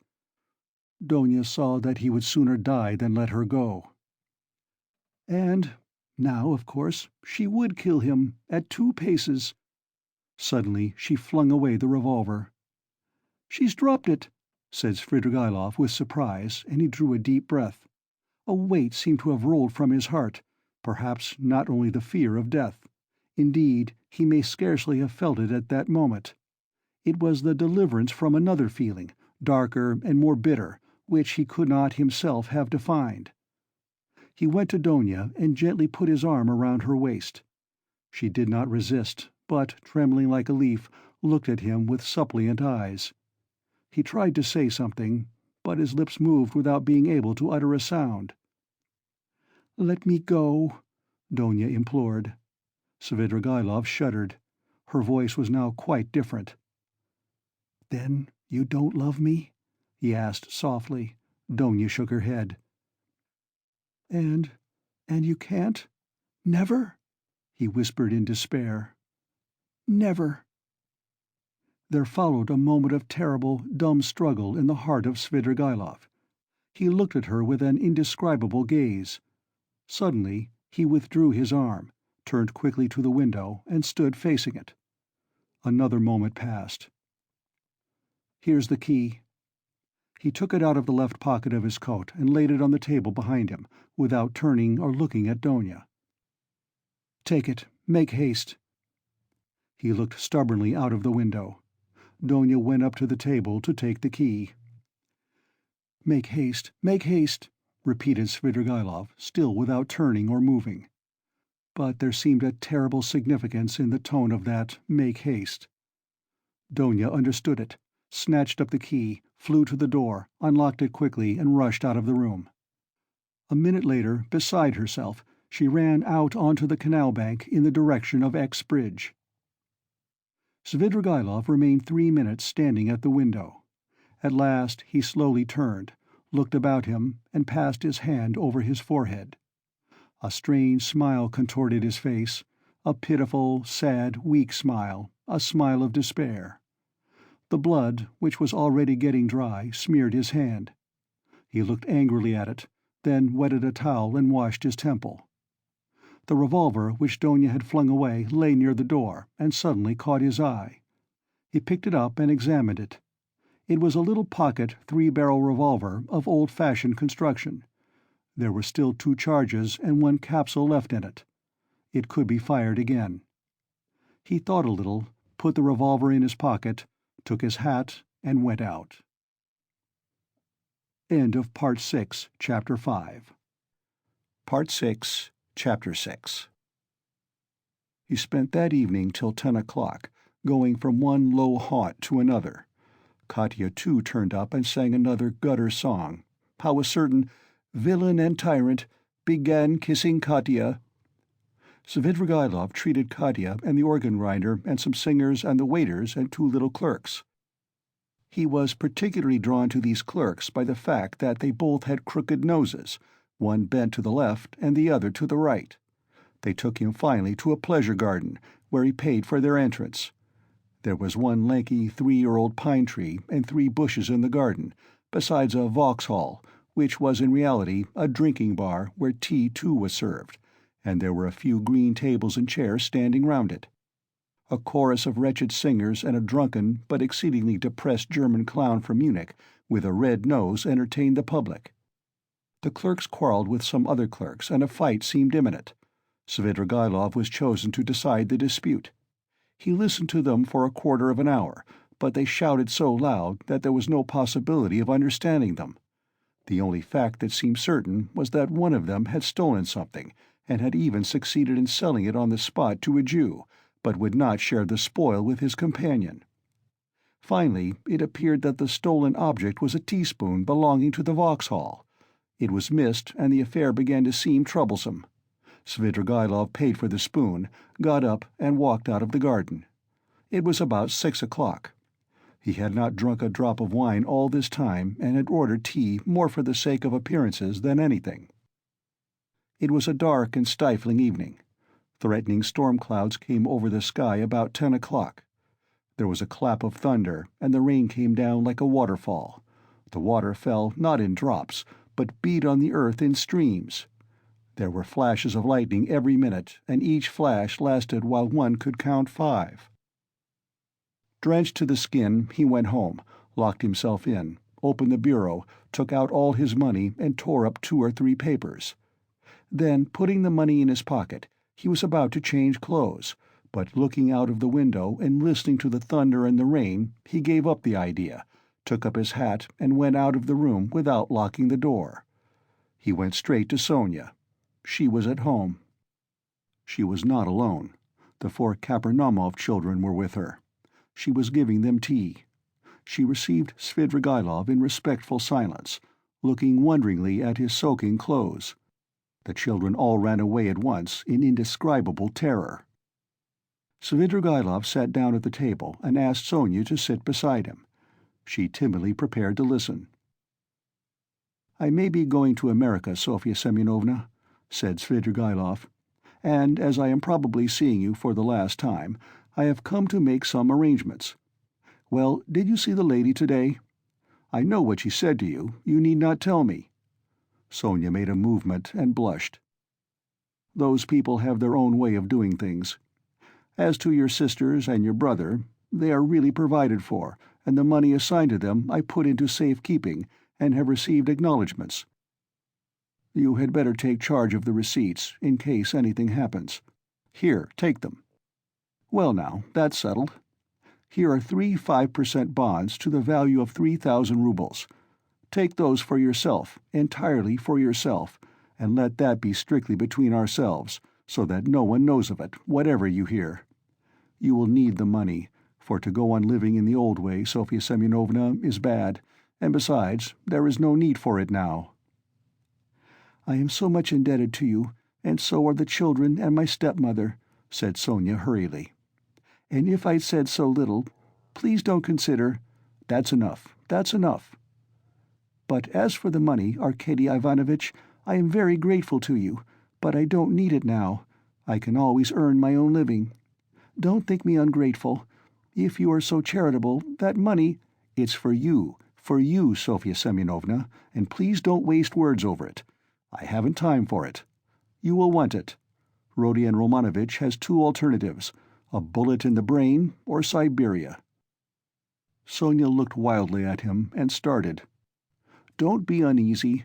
I know all about it from himself, and I am not a gossip. I won't tell anyone. It was good advice when you told him to give himself up and confess. It would be much better for him. Well, if it turns out to be Siberia, he will go, and you will follow him. That's so, isn't it? And if so, you'll need money. You'll need it for him, do you understand? Giving it to you is the same as my giving it to him. Besides, you promised Amalia Ivanovna to pay what's owing. I heard you. How can you undertake such obligations so heedlessly, Sofya Semyonovna? It was Katerina Ivanovna's debt, and not yours, so you ought not to have taken any notice of the German woman. You can't get through the world like that. If you are ever questioned about me, tomorrow or the day after you'll be asked, don't say anything about my coming to see you now, and don't show the money to anyone, or say a word about it. Well now, goodbye." He got up. "My greetings to Rodion Romanovitch. By the way, you'd better put the money for the present in Mr. Razumian's keeping. You know Mr. Razumian? Of course you do. He's not a bad fellow. Take it to him tomorrow, or when the time comes. Until then, hide it carefully." Sonia too jumped up from her chair and looked in dismay at Svidrigaïlov. She longed to speak, to ask a question, but for the first moments she did not dare and did not know how to begin. How can you be going now, in such rain?" "Why, be starting for America, and be stopped by rain? Ha ha! Goodbye, Sofya Semyonovna, my dear. Live and live long. You will be of use to others. By the way, tell Mr. Razumian I send my greetings to him. Tell him Arkady Ivanovitch Svidrigaïlov sends his greetings. Be sure to." He went out, leaving Sonia in a state of wondering anxiety and vague apprehension. It appeared afterwards that on the same evening, at 11:20, he made another very eccentric and unexpected visit. The rain still persisted. Drenched to the skin, he walked into the little flat where the parents of his betrothed lived, in 3rd Street in Vasilyevsky Island. He knocked some time before he was admitted, and his visit at first caused great perturbation. But Svidrigaïlov could be very fascinating when he liked, so that the first, and indeed very intelligent surmise of the sensible parents, that Svidrigaïlov had probably had so much to drink that he did not know what he was doing, vanished immediately. The decrepit father was wheeled in to see Svidrigaïlov by the tender and sensible mother, who as usual began the conversation with various irrelevant questions. She never asked a direct question, but began by smiling and rubbing her hands, and then, if she were obliged to ascertain something, for instance, when Svidrigaïlov would like to have the wedding, she would begin by interested and almost eager questions about Paris and the court life there, and only by degrees brought the conversation round to Third Street. On other occasions this had of course been very impressive, but this time Arkady Ivanovitch seemed particularly impatient, and insisted on seeing his betrothed at once, though he had been informed, to begin with, that she had already gone to bed. The girl, of course, appeared. Svidrigaïlov informed her at once that he was obliged by very important affairs to leave Petersburg for a time, and therefore brought her 15,000 roubles and begged her accept them as a present from him, as he had long been intending to make her this trifling present before their wedding. The logical connection of the present with his immediate departure and the absolute necessity of visiting them for that purpose in pouring rain at midnight was not made clear, but it all went off very well. Even the inevitable ejaculations of wonder and regret, the inevitable questions, were extraordinarily few and restrained. On the other hand, the gratitude expressed was most glowing and was reinforced by tears from the most sensible of mothers. Svidrigaïlov got up, laughed, kissed his betrothed, patted her cheek, declared he would soon come back, and, noticing in her eyes, together with childish curiosity, a sort of earnest dumb inquiry, reflected and kissed her again, though he felt sincere anger inwardly at the thought that his present would be immediately locked up in the keeping of the most sensible of mothers. He went away, leaving them all in a state of extraordinary excitement, but the tender mamma, speaking quietly in a half-whisper, settled some of the most important of their doubts, concluding that Svidrigaïlov was a great man, a man of great affairs and connections and of great wealth. There was no knowing what he had in his mind. He would start off on a journey and give away money just as the fancy took him, so that there was nothing surprising about it. Of course, it was strange that he was wet through, but Englishmen, for instance, are even more eccentric, and all these people of high society didn't think of what was said of them and didn't stand on ceremony. Possibly, indeed, he came like that on purpose to show that he was not afraid of anyone. Above all, not a word should be said about it, for God knows what might come of it, and the money must be locked up, and it was most fortunate that Fedosia, the cook, had not left the kitchen. And above all, not a word must be said to that old cat, Madame Reslich, and so on and so on. They sat up whispering till 2 o'clock, but the girl went to bed much earlier, amazed and rather sorrowful. Svidrigaïlov, meanwhile, exactly at midnight, crossed the bridge on the way back to the mainland. The rain had ceased, and there was a roaring wind. He began shivering, and for one moment he gazed at the black waters of the little Neva with a look of special interest, even inquiry. But he soon felt it very cold, standing by the water. He turned and went towards Y Prospect. He walked along that endless street for a long time, almost half an hour, more than once stumbling in the dark on the wooden pavement, but continually looking for something on the right side of the street. He had noticed passing through this street lately that there was a hotel somewhere towards the end, built of wood, but fairly large, and its name he remembered was something like Adrianople. He was not mistaken. The hotel was so conspicuous in that god-forsaken place that he could not fail to see it even in the dark. It was a long, blackened wooden building, and in spite of the late hour there were lights on in the windows and signs of life within. He went in and asked a ragged fellow who met him in the corridor for a room. The latter, scanning Svidrigaïlov, pulled himself together and led him at once to a close and tiny room in the distance, at the end of the corridor, under the stairs. There was no other, all were occupied. The ragged fellow looked inquiringly. "Is there tea?" asked Svidrigaïlov. "Yes, sir." "What else is there?" "Veal, vodka, savories." "Bring me tea and veal." "And you want nothing else?" he asked with apparent surprise. "Nothing, nothing." The ragged man went away, completely disillusioned. "It must be a nice place," thought Svidrigaïlov. "How was it I didn't know it? I expect I look as if I came from a café chantant and have had some adventure on the way. It would be interesting to know who stayed here." He lighted the candle and looked at the room more carefully. It was a room so low-pitched that Svidrigaïlov could only just stand up in it. It had one window. The bed, which was very dirty, and the plain stained chair and table almost filled it up. The walls looked as though they were made of planks, covered with shabby paper, so torn and dusty that the pattern was indistinguishable, though the general color, yellow, could still be made out. One of the walls was cut short by the sloping ceiling, though the room was not an attic but just under the stairs. Svidrigaïlov set down the candle, sat down on the bed, and sank into thought. But a strange, persistent murmur, which sometimes rose to a shout in the next room, attracted his attention. The murmur had not ceased from the moment he entered the room. He listened. Someone was upbraiding and almost tearfully scolding, but he heard only one voice. Svidrigaïlov got up, shaded the light with his hand, and at once he saw light through a crack in the wall. He went up and peeped through. The room, which was somewhat larger than his, had two occupants.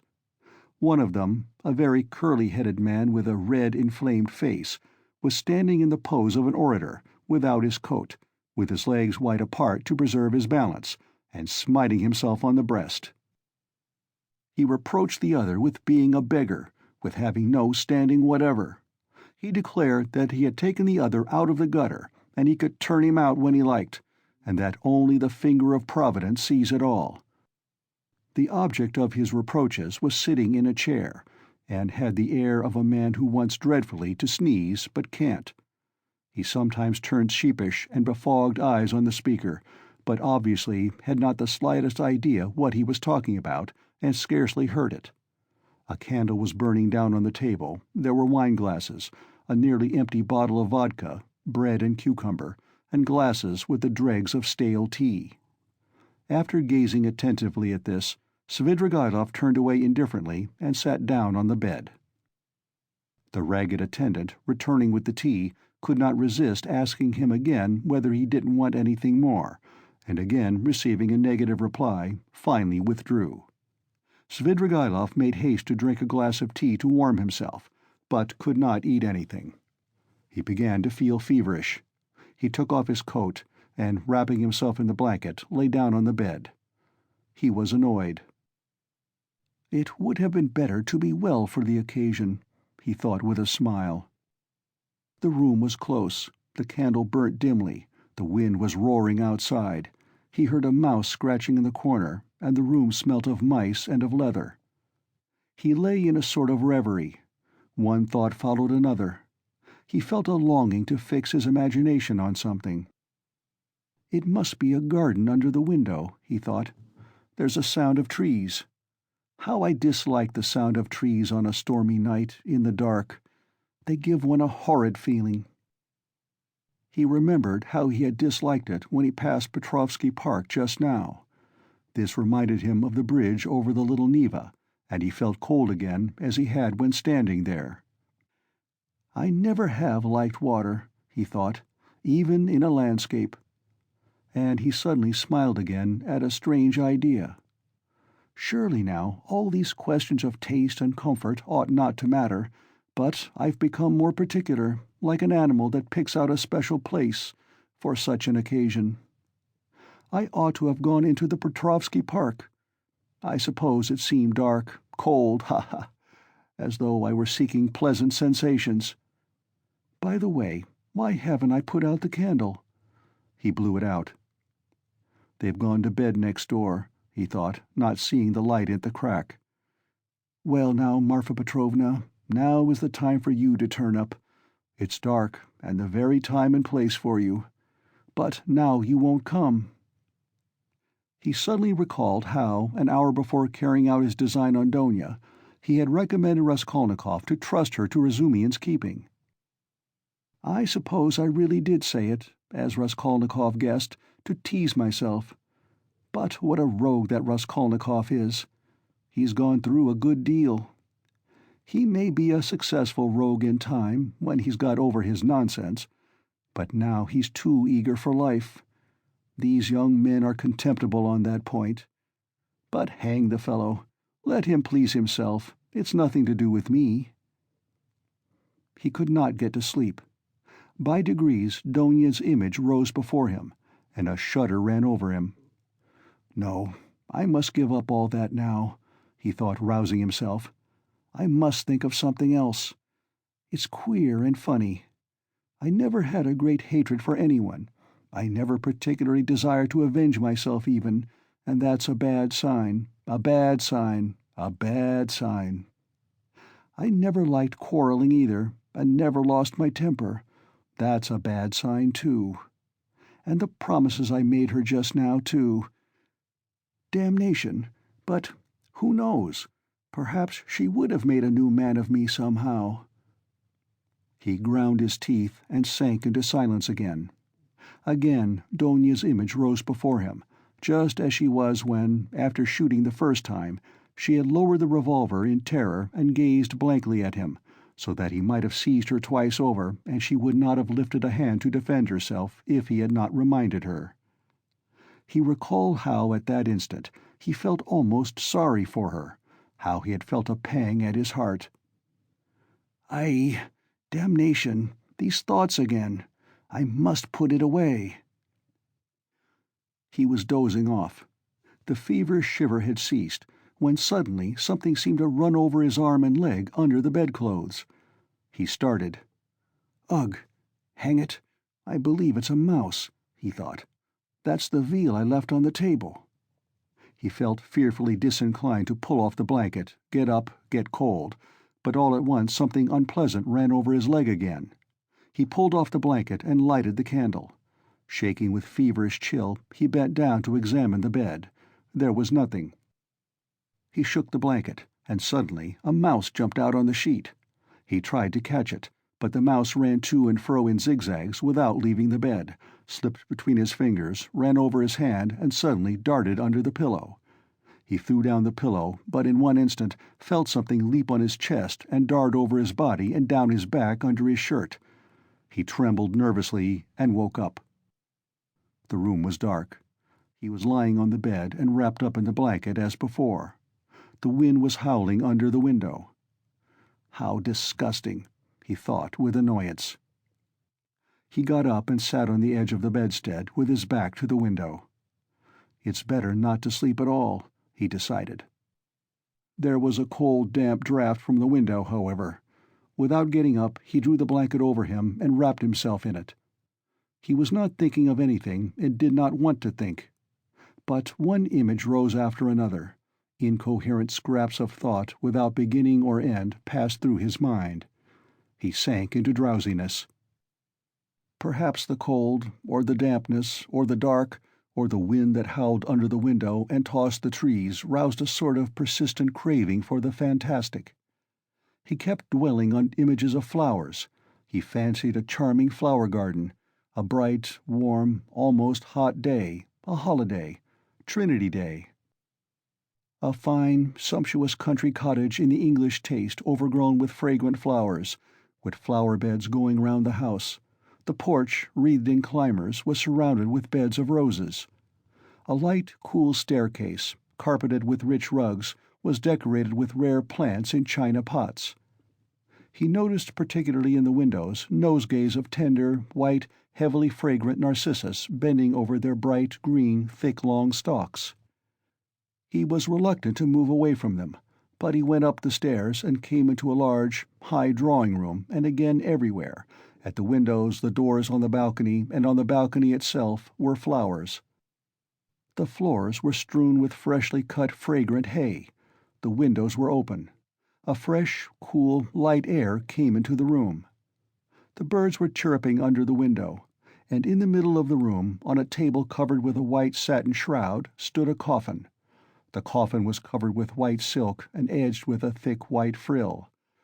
Wreaths of flowers surrounded it on all sides. Among the flowers lay a girl in a white muslin dress, with her arms crossed and pressed on her bosom, as though carved out of marble. But her loose fair hair was wet. There was a wreath of roses on her head.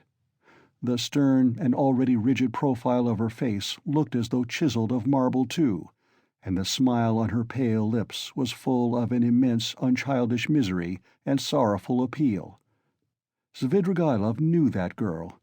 There was no holy image, no burning candle beside the coffin, no sound of prayers. The girl had drowned herself. She was only 14, but her heart was broken. And she had destroyed herself, crushed by an insult that had appalled and amazed that childish soul, had smirched that angel purity with unmerited disgrace, and torn from her a last scream of despair, unheeded and brutally disregarded, on a dark night in the cold and wet while the wind howled. Svidrigaïlov came to himself, got up from the bed and went to the window. He felt for the latch and opened it. The wind lashed furiously into the little room and stung his face and chest, only covered with his shirt, as though with frost. Under the window there must have been something like a garden, and apparently a pleasure garden. There, too, probably, there were tea-tables and singing in the daytime. Now drops of rain flew in at the window from the trees and bushes. It was dark as in a cellar, so that he could only just make out the dark blurs of objects. Svidrigaïlov, bending down with elbows on the window-sill, gazed for 5 minutes into the darkness. The boom of a cannon, followed by a second one, resounded in the darkness of the night. "Ah, the signal. The river is overflowing," he thought. "By morning it will be swirling down the street in the lower parts, flooding the basements and cellars. The cellar rats will swim out, and men will curse in the rain and wind as they drag their rubbish to the upper stories. What time is it now?" And he had hardly thought it when, somewhere near, a clock on the wall, ticking away hurriedly, struck 3. Aha! It will be light in an hour. Why wait? I'll go out at once, straight to the park. I'll choose a great bush there drenched with rain, so that as soon as one's shoulder touches it, millions of drops drip on one's head. He moved away from the window, shut it, lighted the candle, put on his waistcoat, his overcoat and his hat, and went out, carrying the candle, into the passage to look for the ragged attendant, who would be asleep somewhere in the midst of candle ends and all sorts of rubbish, to pay him for the room and leave the hotel. It's the best minute. I couldn't choose a better. He walked for some time through a long narrow corridor without finding anyone, and was just going to call out, when suddenly in a dark corner between an old cupboard and the door he caught sight of a strange object which seemed to be alive. He bent down with the candle and saw a little girl, not more than 5 years old, shivering and crying, with her clothes as wet as a soaking house flannel. She did not seem afraid of Svidrigaïlov, but looked at him with blank amazement out of her big black eyes. Now and then she sobbed as children do when they have been crying a long time, but are beginning to be comforted. The child's face was pale and tired. She was numb with cold. How can she have come here? She must have hidden here and not slept all night. He began questioning her. The child suddenly became animated, clattered away in her baby language, something about Mammy and that Mammy would beat her, and about some cup she had broken. The child chattered on without stopping. He could only guess from what she said that she was a neglected child, whose mother, probably a drunken cook in the service of the hotel, whipped and frightened her, that the child had broken a cup of her mother's and was so frightened that she had run away the evening before, had hidden for a long while somewhere outside in the rain, at last had made her way in here, hidden behind the cupboard, and spent the night there, crying and trembling from the damp, the darkness and the fear that she would be badly beaten for it. He took her in his arms, went back to his room, sat her on the bed, and began undressing her. The torn shoes which she had on her stockingless feet were as wet as if she had been standing in a puddle all night. When he had undressed her, he put her on the bed, covered her up, and wrapped her in the blanket from her head downwards. She fell asleep at once. Then he sank into dreary musing again. "What folly to trouble myself," he decided suddenly with an oppressive feeling of annoyance. "What idiocy!" In vexation, He took up the candle to go and look for the ragged attendant again and make haste to go away. Damn the child, he thought as he opened the door, but he turned again to see whether the child was asleep. He raised the blanket carefully. The child was sleeping soundly. She had got warm under the blanket, and her pale cheeks were flushed. But strange to say, that flush seemed brighter and coarser than the rosy cheeks of childhood. Flush of fever, thought Svidrigaïlov. It was like the flush from drinking, as though she had been given a full glass to drink. Her crimson lips were hot and glowing. But what was this? He suddenly fancied that her long black eyelashes were quivering, as though the lids were opening, and a sly, crafty eye peeped out with an unchildlike wink, as though the little girl were not asleep but pretending. Yes, it was so. Her lips parted in a smile. The corners of her mouth quivered, as though she were trying to control them. But now she quite gave up all effort. Now it was a grin, a broad grin. There was something shameless, provocative in that quite unchildish face. It was depravity. It was the face of a harlot, the shameless face of a French harlot. Now both eyes opened wide. They turned a glowing, shameless glance upon him. They laughed, invited him. There was something infinitely hideous and shocking in that laugh, in those eyes, in such nastiness in the face of a child. "What? At 5 years old?" Svidrigaïlov muttered in genuine horror. "What does it mean?" And now she turned to him, her little face all aglow, holding out her arms. "Accursed child!" Svidrigaïlov cried, raising his hand to strike her. But at that moment he woke up. He was in the same bed, still wrapped in the blanket. The candle had not been lighted, and daylight was streaming in at the windows. "I've had nightmare all night." He got up angrily, feeling utterly shattered. His bones ached. There was a thick mist outside, and he could see nothing. It was nearly 5. He had overslept himself. He got up, put on his still damp jacket and overcoat. Feeling the revolver in his pocket, he took it out, and then he sat down, took a notebook out of his pocket, and in the most conspicuous place on the title page wrote a few lines in large letters. Reading them over, he sank into thought with his elbows on the table. The revolver and the notebook lay beside him. Some flies woke up and settled on the untouched veal, which was still on the table. He stared at them, and at last with his free right hand began trying to catch one. He tried till he was tired, but could not catch it. At last, realizing that he was engaged in this interesting pursuit, he started, got up, and walked resolutely out of the room. A minute later he was in the street. A thick, milky mist hung over the town. Svidrigaïlov walked along the slippery, dirty wooden pavement towards the Little Neva. He was picturing the waters of the Little Neva swollen in the night, Petrovsky Island, the wet paths, the wet grass, the wet trees and bushes, and at last the bush. He began ill-humoredly staring at the houses, trying to think of something else. There was not a cabman or a passer-by in the street. The bright yellow, wooden little houses looked dirty and dejected with their closed shutters. The cold and damp penetrated his whole body, and he began to shiver. From time to time he came across shop signs and read each carefully. At last he reached the end of the wooden pavement and came to a big stone house. A dirty, shivering dog crossed his path with its tail between its legs. A man in a greatcoat lay face downwards, dead drunk across the pavement. He looked at him and went on. A high tower stood up on the left. "Bah!" he shouted. "Here is a place. Why should it be Petrovsky? It will be in the presence of an official witness anyway."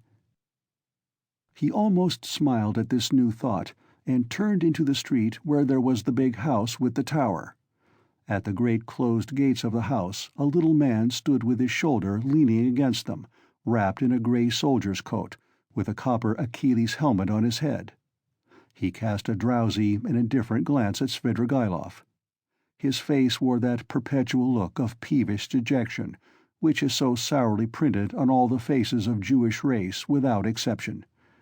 They both, Svidrigaïlov and Achilles, stared at each other for a few minutes without speaking. At last it struck Achilles as irregular for a man not drunk to be standing 3 steps from him, staring and not saying a word. "What do you want here?" he said, without moving or changing his position. "Nothing, brother. Good morning," answered Svidrigaïlov. "This isn't the place." "I am going to foreign parts, brother." "To foreign parts?" "To America." "America." Svidrigaïlov took out the revolver and cocked it. Achilles raised his eyebrows. "I say, this is not the place for such jokes." "Why shouldn't it be the place?" "Because it isn't." "Well, brother, I don't mind that. It's a good place. When you are asked, you just say he was going, he said, to America." He put the revolver to his right temple. "You can't do it here. It's not the place," cried Achilles, rousing himself, his eyes growing bigger and bigger. Svidrigaïlov pulled the trigger. End of Part 6, Chapter 6. Part 6, Chapter 7. The same day, about 7 o'clock in the evening, Raskolnikov was on his way to his mother's and sister's lodging, the lodging at Bakaleyev's house which Razumihin had found for them. The stairs went up from the street. Raskolnikov walked with lagging steps, as though still hesitating whether to go or not. But nothing would have turned him back. His decision was taken. Besides, it doesn't matter. They still know nothing, he thought, and they are used to thinking of me as eccentric. He was appallingly dressed, his clothes torn and dirty, soaked with the night's rain. His face was almost distorted from fatigue, exposure, the inward conflict that had lasted for 24 hours. He had spent all the previous night alone, God knows where. But anyway, he had reached a decision. He knocked at the door, which was opened by his mother. Donia was not at home. Even the servant happened to be out. At first Pulcheria Alexandrovna was speechless with joy and surprise. Then she took him by the hand and drew him into the room. "Here you are," she began, faltering with joy. "Don't be angry with me, Rodya, for welcoming you so foolishly with tears. I am laughing, not crying. Did you think I was crying? No, I am delighted, but I've got into such a stupid habit of shedding tears. I've been like that ever since your father's death. I cry for anything. Sit down, dear boy, you must be tired. I see you are. Oh, how muddy you are." "I was in the rain yesterday, Mother," Raskolnikov began. "No, no," Pulcheria Alexandrovna hurriedly interrupted. "You thought I was going to cross-question you in the womanish way I used to. Don't be anxious. I understand. I understand it all. Now I've learned the ways here, and truly I see for myself that they are better. I've made up my mind once for all. How could I understand your plans and expect you to give an account of them? God knows what concerns and plans you may have, or what ideas you are hatching, so it's not for me to keep nudging your elbow, asking you what you are thinking about. But, my goodness, why am I running to and fro as though I were crazy? I'm reading your article in the magazine for the 3rd time, Rodya. Dmitri Prokofitch brought it to me. Directly I saw it, I cried out to myself, 'There, foolish one,' I thought, 'that's what he is busy about. That's the solution of the mystery. Learned people are always like that. He may have some new ideas in his head just now. He is thinking them over, and I worry him and upset him. I read it, my dear, and of course there was a great deal I did not understand, but that's only natural. How should I?" "Show me, Mother." Raskolnikov took the magazine and glanced at his article. Incongruous as it was with his mood and his circumstances, he felt that strange and bitter-sweet sensation that every author experiences the first time he sees himself in print. Besides, he was only 23. It lasted only a moment. After reading a few lines, he frowned and his heart throbbed with anguish. He recalled all the inward conflict of the preceding months. He flung the article on the table with disgust and anger. "But however foolish I may be, Rodya, I can see for myself that you will very soon be one of the leading, if not the leading man in the world of Russian thought. And they dared to think you were mad. You don't know, but they really thought that. Ah, the despicable creatures! How could they understand genius? And Donia was all but believing it. What do you say to that? Your father sent twice to magazines. The first time poems. I've got the manuscript and will show you, and the second time a whole novel. I begged him to let me copy it out. And how we prayed that they should be taken. They weren't. I was breaking my heart, Rodya, 6 or 7 days ago, over your food and your clothes and the way you were living. But now I see again how foolish I was, for you can attain any position you like by your intellect and talent. No doubt you don't care about that for the present, and you are occupied with much more important matters. Donia's not at home, Mother? No, Rodya. I often don't see her. She leaves me alone. Dmitri Prokofitch comes to see me. It's so good of him, and he always talks about you. He loves you and respects you, my dear. I don't say that Donia is very wanting in consideration. I am not complaining. She has her ways, and I have mine. She seems to have got some secrets of late, and I never have any secrets from you two. Of course, I am sure that Donia has far too much sense, and besides, she loves you and me. But I don't know what it will all lead to. You've made me so happy by coming now, Rodya, but she has missed you by going out. When she comes in, I'll tell her. Your brother came in while you were out. Where have you been all this time?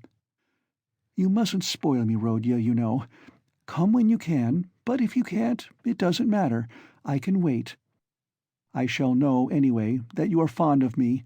That will be enough for me. I shall read what you write. I shall hear about you from everyone, and sometimes you'll come yourself to see me. What could be better? Here you've come now to comfort your mother, I see that." Here Pulcheria Alexandrovna began to cry. "Here I am again. Don't mind my foolishness. My goodness, why am I sitting here?" she cried, jumping up. "There is coffee, and I don't offer you any. Ah, that's the selfishness of old age. I'll get it at once." "Mother, don't trouble.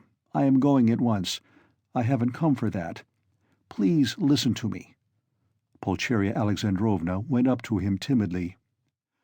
"Mother, whatever happens, whatever you hear about me, whatever you are told about me, you will always love me as you do now?"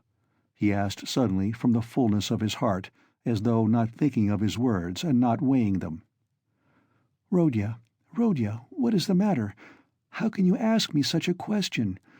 Why, who will tell me anything about you? Besides, I shouldn't believe anyone. I should refuse to listen." "I've come to assure you that I've always loved you, and am glad that we are alone, even glad Donia is out," he went on with the same impulse. "I have come to tell you that, though you will be unhappy, you must believe that your son loves you now more than himself, and that all you thought about me, that I was cruel and didn't care about you, was all a mistake.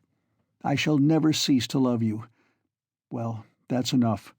I thought I must do this, and begin with this." Pulcheria Alexandrovna embraced him in silence, pressing him to her bosom and weeping gently. "I don't know what is wrong with you, Rodya," she said at last. "I've been thinking all this time that we were simply boring you, and now I see that there is a great sorrow in store for you, and that's why you are miserable. I've foreseen it a long time, Rodya. Forgive me for speaking about it. I keep thinking about it and lie awake at nights. Your sister lay talking in her sleep all last night, talking of nothing but you. I caught something, but I couldn't make it out. I felt all the morning as though I were going to be hanged, waiting for something, expecting something, and now it has come. Rodya, where are you going? You are going away somewhere?" "Yes." "That's what I thought. I can come with you, you know, if you need me, and Donia too. She loves you dearly, and Sofya Semyonovna may come with us if you like. You see, I am glad to look upon her as a daughter even. Dmitri Prokofitch will help us to go together. But where are you going?" "Goodbye, Mother. "What? Today?" she cried, as though losing him forever. "I can't stay. I must go now." "And can't I come with you?" "No, but kneel down and pray to God for me. Your prayer perhaps will reach him." "Let me bless you and sign you with the cross. That's right, that's right. Oh God, what are we doing?" Yes, he was glad. He was very glad that there was no one there, that he was alone with his mother. For the first time after all those awful months his heart was softened. He fell down before her, he kissed her feet, and both wept, embracing. And she was not surprised, and did not question him this time. For some days she had realized that something awful was happening to her son, and that now some terrible minute had come for him. "Rodya, my darling, my firstborn," she said, sobbing. "Now you are just as when you were little. You would run like this to me and hug me and kiss me. When your father was living and we were poor, you comforted us simply by being with us, and when I buried your father, how often we wept together at his grave and embraced, as now. And if I've been crying lately, it's that my mother's heart had a foreboding of trouble. The first time I saw you, that evening, you remember, as soon as we arrived here, I guessed simply from your eyes. My heart sank at once, and today, when I opened the door and looked at you, I thought the fatal hour had come. Rodya, Rodya, you are not going away today?" "No." "You'll come again?" "Yes, I'll come." "Rodya, don't be angry. I don't dare to question you. I know I mustn't.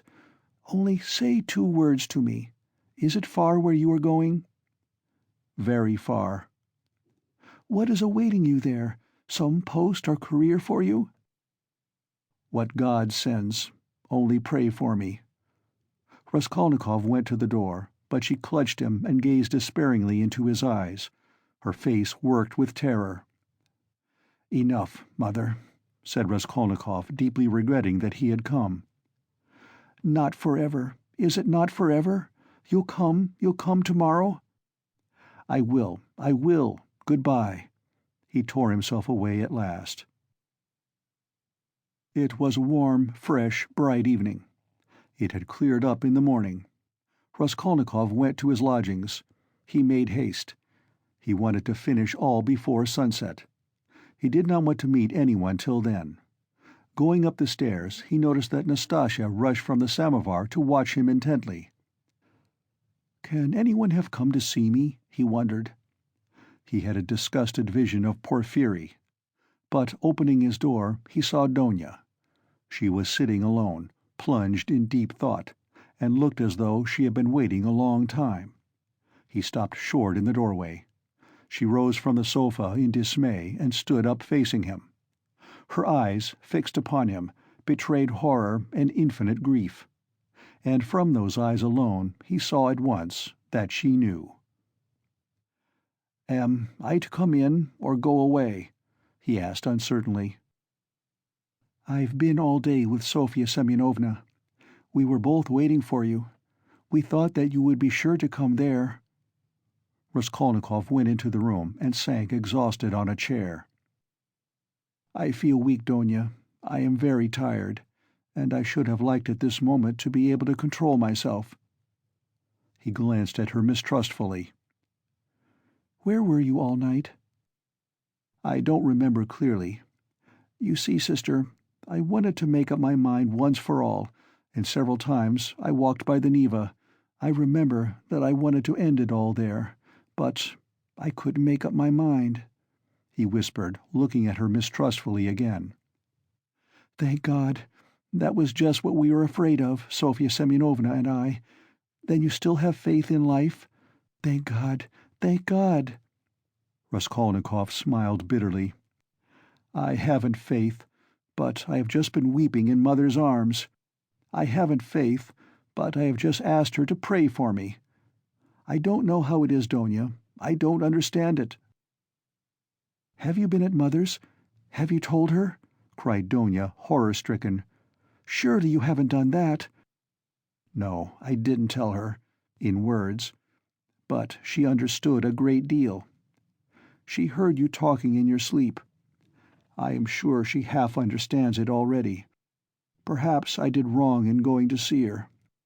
I don't know why I did go. I am a contemptible person, Donya." "A contemptible person, but ready to face suffering. You are, aren't you?" "Yes, I am going. At once. Yes, to escape the disgrace, I thought of drowning myself, Donya. But as I looked into the water, I thought that if I had considered myself strong till now, I'd better not be afraid of disgrace," he said, hurrying on. "It's pride, Donya." "Pride, Rodya." There was a gleam of fire in his lusterless eyes. He seemed to be glad to think that he was still proud. "You don't think, sister, that I was simply afraid of the water?" he asked, looking into her face with a sinister smile. "Oh, Rodya, hush!" cried Donya bitterly. Silence lasted for 2 minutes.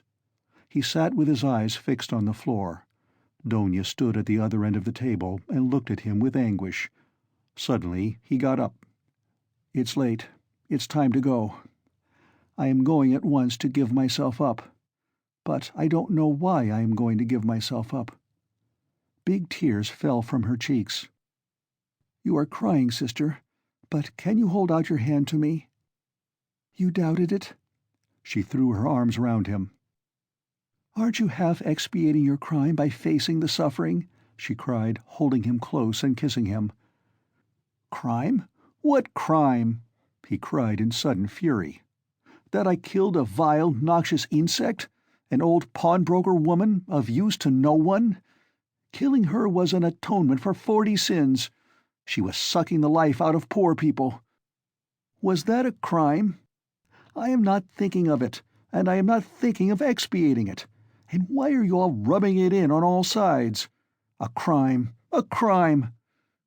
Only now I see clearly the imbecility of my cowardice, now that I have decided to face this superfluous disgrace. It's simply because I am contemptible and have nothing in me that I have decided to, perhaps, too, for my advantage, as that Porphyry suggested." "Brother, brother, what are you saying? Why, you have shed blood?" cried Donya in despair. "Which all men shed," he put in almost frantically, "which flows and has always flowed in streams, which is spilt like champagne, and for which men are crowned in the Capitol and are called afterwards benefactors of mankind. Look into it more carefully and understand it. I too wanted to do good to men, and would have done hundreds, thousands of good deeds to make up for that one piece of stupidity. Not stupidity even, simply clumsiness, for the idea was by no means stupid, as it seems now that it has failed. Everything seems stupid when it fails. By that stupidity, I only wanted to put myself into an independent position, to take the first step, to obtain means, and then everything would have been smoothed over by benefits immeasurable in comparison. But I couldn't carry out even the first step, because I am contemptible, that's what's the matter. And yet I won't look at it as you do. If I had succeeded, I should have been crowned with glory, but now I'm trapped." "But that's not so, not so. Brother, what are you saying?" "Ah, it's not picturesque, not aesthetically attractive. I fail to understand why bombarding people by regular siege is more honorable. The fear of appearances is the first symptom of impotence. I've never recognized this more clearly than now, and I am further than ever from seeing that what I did was a crime. I've never been stronger and more convinced than now." The color had rushed into his pale, exhausted face, but as he uttered this last explanation, he happened to meet Donya's eyes, and he saw such anguish in them that he could not help being checked. He felt that he had, anyway, made these 2 poor women miserable, that he was, anyway, the cause. "Donya, darling, if I am guilty, forgive me, though I cannot be forgiven if I am guilty. Goodbye. We won't dispute. It's time, high time to go. Don't follow me, I beseech you. I have somewhere else to go. But you go at once and sit with Mother. I entreat you to. It's my last request of you. Don't leave her at all. I left her in a state of anxiety that she is not fit to bear. She will die or go out of her mind. Be with her. Razumian will be with you. I've been talking to him. Don't cry about me. I'll try to be honest and manly all my life, even if I am a murderer. Perhaps I shall some day make a name. I won't disgrace you, you will see. I'll still show— Now goodbye for the present," he concluded hurriedly, noticing again a strange expression in Donia's eyes at his last words and promises. "Why are you crying? Don't cry, don't cry. We are not parting forever. Ah, yes, wait a minute, I'd forgotten." He went to the table, took up a thick dusty book, opened it, and took from between the pages a little watercolor portrait on ivory. It was the portrait of his landlady's daughter who had died of fever, that strange girl who had wanted to be a nun. For a minute he gazed at the delicate, expressive face of his betrothed, kissed the portrait, and gave it to Donia. "I used to talk a great deal about it to her, only to her," he said thoughtfully. "To her heart I confided much of what has since been so hideously realized. Don't be uneasy," he returned to Donia. "She was as much opposed to it as you, and I am glad that she is gone. The great point is that everything now is going to be different, is going to be broken in two," he cried, suddenly returning to his dejection. "Everything, everything. And am I prepared for it? Do I want it myself? They say it is necessary for me to suffer. What's the object of these senseless sufferings? Shall I know any better what they are for, when I am crushed by hardships and idiocy, and weak as an old man after 20 years' penal servitude? And what shall I have to live for then? Why am I consenting to that life now? Oh, I knew I was contemptible when I stood looking at the Neva at daybreak today." At last they both went out. It was hard for Donia, but she loved him. She walked away, but after going 50 paces, she turned round to look at him again. He was still in sight. At the corner he too turned, and for the last time their eyes met, but noticing that she was looking at him, he motioned her away with impatience, and even vexation, and turned the corner abruptly. "I am wicked, I see that," he thought to himself, feeling ashamed a moment later of his angry gesture to Donia. "But why are they so fond of me if I don't deserve it? Oh, if only I were alone, and no one loved me, and I too had never loved anyone! Nothing of all this would have happened. But I wonder shall I in those 15 or 20 years grow so meek that I shall humble myself before people and whimper at every word that I am a criminal? Yes, that's it, that's it. That's what they are sending me there for. That's what they want. Look at them running to and fro about the streets, every one of them a scoundrel and a criminal at heart, and worse still, an idiot.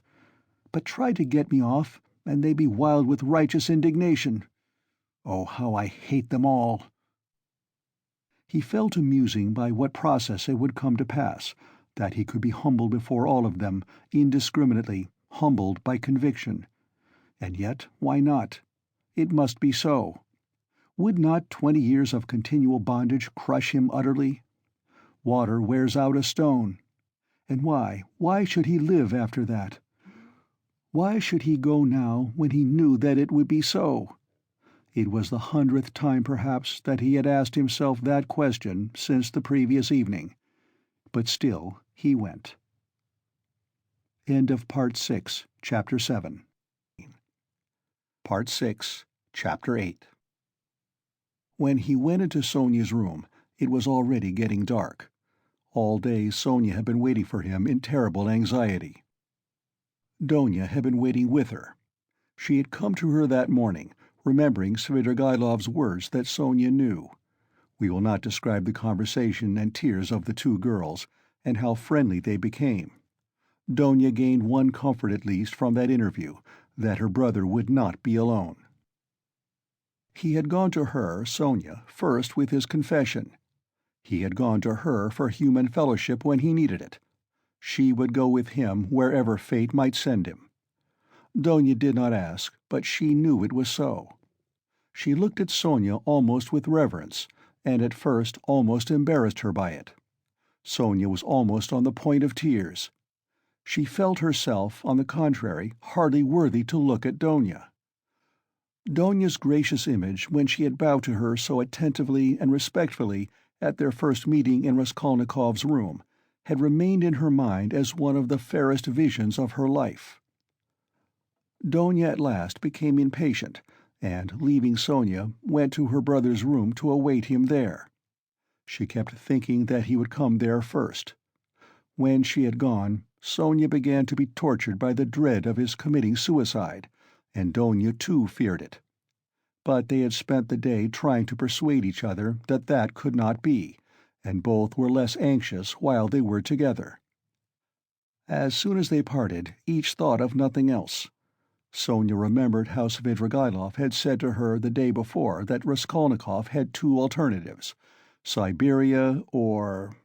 Besides, she knew his vanity, his pride, and his lack of faith. Is it possible that he has nothing but cowardice and fear of death to make him live? She thought at last in despair.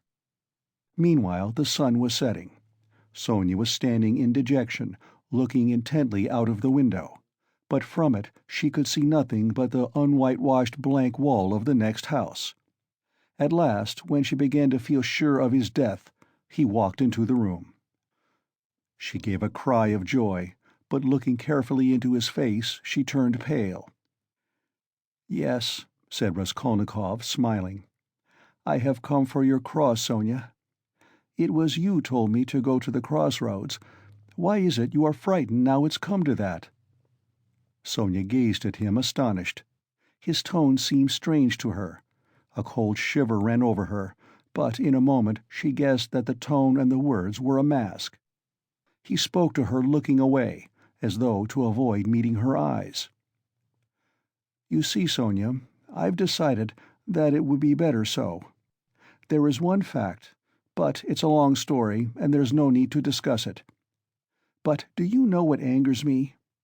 It annoys me that all these stupid, brutish faces will be gaping at me directly, pestering me with their stupid questions, which I shall have to answer. They'll point their fingers at me. Phoo! You know, I am not going to Porphyry. I am sick of him. I'd rather go to my friend, the explosive lieutenant. How I shall surprise him! What a sensation I shall make! But I must be cooler. I've become too irritable of late. You know, I was nearly shaking my fist at my sister just now, because she turned to take a last look at me. It's a brutal state to be in. Ah, what am I coming to? Well, where are the crosses?" He seemed hardly to know what he was doing. He could not stay still or concentrate his attention on anything. His ideas seemed to gallop after one another. He talked incoherently, his hands trembled slightly. Without a word, Sonia took out of the drawer two crosses, one of cypress wood and one of copper. She made the sign of the cross over herself and over him, and put the wooden cross on his neck. "It's the symbol of my taking up the cross," he laughed. "As though I had not suffered much till now. The wooden cross, that is the peasant one. The copper one, that is Lizaveta's. You will wear yourself. Show me." So she had it on, at that moment? I remember two things like these too, a silver one and a little icon. I threw them back on the old woman's neck. Those would be appropriate now, really. Those are what I ought to put on now. But I am talking nonsense, and forgetting what matters. I am somehow forgetful. You see, I have come to warn you, Sonia, so that you might know. That's all I came for. But I thought I had more to say. You wanted me to go yourself. Well, now I am going to prison, and you'll have your wish. Well, what are you crying for? You too? Don't. Leave off. Oh, how I hate it all." But his feeling was stirred. His heart ached as he looked at her. "Why is she grieving too?" he thought to himself. What am I to her? Why does she weep? Why is she looking after me, like my mother or Donia? She'll be my nurse. Cross yourself, say at least one prayer, Sonia begged in a timid, broken voice. Oh, certainly, as much as you like. And sincerely, Sonia, sincerely. But he wanted to say something quite different. He crossed himself several times. Sonia took up her shawl and put it over her head. It was the green drop-de-dam shawl of which Marmeladov had spoken, the family shawl. Raskolnikov thought of that looking at it, but he did not ask. He began to feel himself that he was certainly forgetting things, and was disgustingly agitated. He was frightened at this. He was suddenly struck, too, by the thought that Sonia meant to go with him. "What are you doing? Where are you going? Stay here, stay! I'll go alone!" he cried in cowardly vexation, and almost resentful. He moved towards the door. "What's the use of going in procession?" he muttered, going out. Sonia remained standing in the middle of the room. He had not even said good-bye to her. He had forgotten her. A poignant and rebellious doubt surged in his heart. Was it right? Was it right, all this? He thought again as he went down the stairs. Couldn't he stop and retract it all, and not go? But still he went. He felt suddenly once for all that he mustn't ask himself questions. As he turned into the street, he remembered that he had not said good-bye to Sonia, that he had left her in the middle of the room in her green shawl, not daring to stir after he had shouted at her, and he stopped short for a moment. At the same instant, another thought dawned upon him, as though it had been lying in wait to strike him then. Why, with what object did I go to her just now? I told her, on business. On what business? I had no sort of business. To tell her I was going. But where was the need? Do I love her? No, no, I drove her away just now like a dog. Did I want her crosses? Oh, how low I've sunk! No, I wanted her tears. I wanted to see her terror, to see how her heart ached. I had to have something to cling to, something to delay me, some friendly face to see. And I dared to believe in myself, to dream of what I would do. I am a beggarly, contemptible wretch, contemptible. He walked along the canal bank, and he had not much further to go. But on reaching the bridge, he stopped, and turning out of his way along it, went to the Haymarket. He looked eagerly to right and left, gazed intently at every object, and could not fix his attention on anything. Everything slipped away. In another week, another month, I shall be driven in a prison van over this bridge. How shall I look at the canal then? I should like to remember this, slipped into his mind. Look at that sign. How shall I read those letters then? It's written here Campany. That's a thing to remember, that letter A, and to look at it again in a month. How shall I look at it then? What shall I be feeling and thinking then? How trivial it all must be, what I am fretting about now. Of course it must all be interesting, in its way. Ha ha ha! What am I thinking about? I am becoming a baby. I am showing off to myself. Why am I ashamed? Phoo! How people shove! That fat man, a German he must be, who pushed against me. Does he know whom he pushed?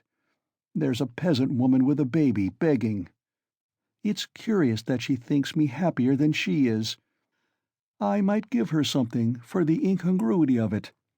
Here's a 5-kopeck piece left in my pocket. Where did I get it? Here, here, take it, my good woman. God bless you, the beggar chanted in a lachrymose voice. He went into the Haymarket. It was distasteful, very distasteful to be in a crowd, but he walked just where he saw most people. He would have given anything in the world to be alone, but he knew himself that he would not have remained alone for a moment. There was a man drunk and disorderly in the crowd. He kept trying to dance and falling down. There was a ring round him. Raskolnikov squeezed his way through the crowd, stared for some minutes at the drunken man, and suddenly gave a short, jerky laugh. A minute later he had forgotten him and did not see him, though he still stared. He moved away at last, not remembering where he was. But when he got into the middle of the square, an emotion suddenly came over him, overwhelming him body and mind. He suddenly recalled Sonia's words. "Go to the crossroads, bow down to the people, kiss the earth, for you have sinned against it too, and say aloud to the whole world, 'I am a murderer.'" He trembled, remembering that. And the hopeless misery and anxiety of all that time, especially of the last hours, had weighed so heavily upon him that he positively clutched at the chance of this new unmixed, complete sensation. It came over him like a fit. It was like a single spark kindled in his soul and spreading fire through him. Everything in him softened at once, and the tears started into his eyes. He fell to the earth on the spot. He knelt down in the middle of the square, bowed down to the earth, and kissed that filthy earth with bliss and rapture. He got up, bowed down a second time. "He's boozed," a youth near him observed. There was a roar of laughter. "He's going to Jerusalem, brothers, and saying goodbye to his children and his country. He's bowing down to all the world and kissing the great city of St. Petersburg and its pavement," added a workman who was a little drunk. "Quite a young man, too," observed a third. "And a gentleman," someone observed soberly. "There's no knowing who's a gentleman and who isn't nowadays." These exclamations and remarks checked Raskolnikov, and the words, "I am a murderer," which were perhaps on the point of dropping from his lips, died away. He bore these remarks quietly, however, and without looking round he turned down a street leading to the police office. He had a glimpse of something on the way which did not surprise him. He had felt that it must be so. The second time he bowed down in the Haymarket, he saw, standing 50 paces from him on the left, Sonia. She was hiding from him behind one of the wooden shanties in the market-place. She had followed him, then, on his painful way. Raskolnikov at that moment felt and knew once for all that Sonia was with him forever, and would follow him to the ends of the earth, wherever fate might take him. It wrung his heart, but he was just reaching the fatal place. He went into the yard fairly resolutely. He had to mount to the 3rd story. "I shall be some time going up," he thought. He felt as though the fateful moment was still far off, as though he had plenty of time left for consideration. Again the same rubbish, the same eggshells lying about on the spiral stairs, again the open doors of the flats, again the same kitchens and the same fumes and stench coming from them. Raskolnikov had not been there since that day. His legs were numb and gave way under him, but still they moved forward. He stopped for a moment to take breath, to collect himself, so as to enter like a man. But why? What for? He wondered, reflecting. If I must drink the cup, what difference does it make? The more revolting the better. He imagined for an instant the figure of the explosive lieutenant, Ilya Petrovitch. Was he actually going to him? Couldn't he go to someone else, to Nicodim Fomitch? Couldn't he turn back and go straight to Nicodim Fomitch's lodgings? At least then it would be done privately. No, no, to the explosive lieutenant. If he must drink it off at once. Turning cold and hardly conscious, he opened the door of the office. There were very few people in it this time, only a house porter and a peasant. The doorkeeper did not even peep out from behind his screen. Raskolnikov walked into the next room. "Perhaps I still need not speak," passed through his mind. Some sort of clerk not wearing a uniform was settling himself at a bureau to write. In a corner another clerk was seating himself. Zametov was not there, nor, of course, Nicodim Fomitch. "No one in?" Raskolnikov asked, addressing the person at the bureau. "Whom do you want?" "Ah, not a sound was heard, not a sight was seen, but I scent the Russian." How does it go on in the fairy tale? I've forgotten. At your service, a familiar voice cried suddenly. Raskolnikov shuddered. The explosive lieutenant stood before him. He had just come in from the third room. It is the hand of fate, thought Raskolnikov. Why is he here? You've come to see us? What about? Cried Ilya Petrovitch. He was obviously in an exceedingly good humor, and perhaps a trifle exhilarated. If it's on business, you are rather early. It's only chance that I am here. However, I'll do what I can. I must admit What is it? What is it? Excuse me. Raskolnikov. Of course, Raskolnikov. You didn't imagine I'd forgotten. Don't think I am like that Rodionovich? That's it, isn't it? Rodion Romanovich. Yes, of course. Rodion Romanovich.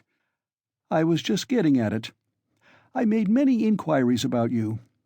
I assure you, I've been genuinely grieved since I behaved like that. It was explained to me afterwards that you were a literary man, and a learned one too, and so to say the first steps— Mercy on us!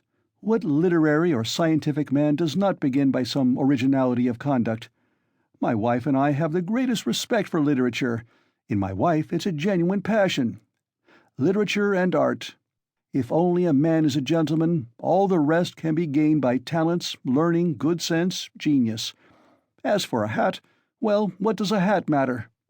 I can buy a hat as easily as I can a bun. But what's under the hat, what the hat covers, I can't buy that.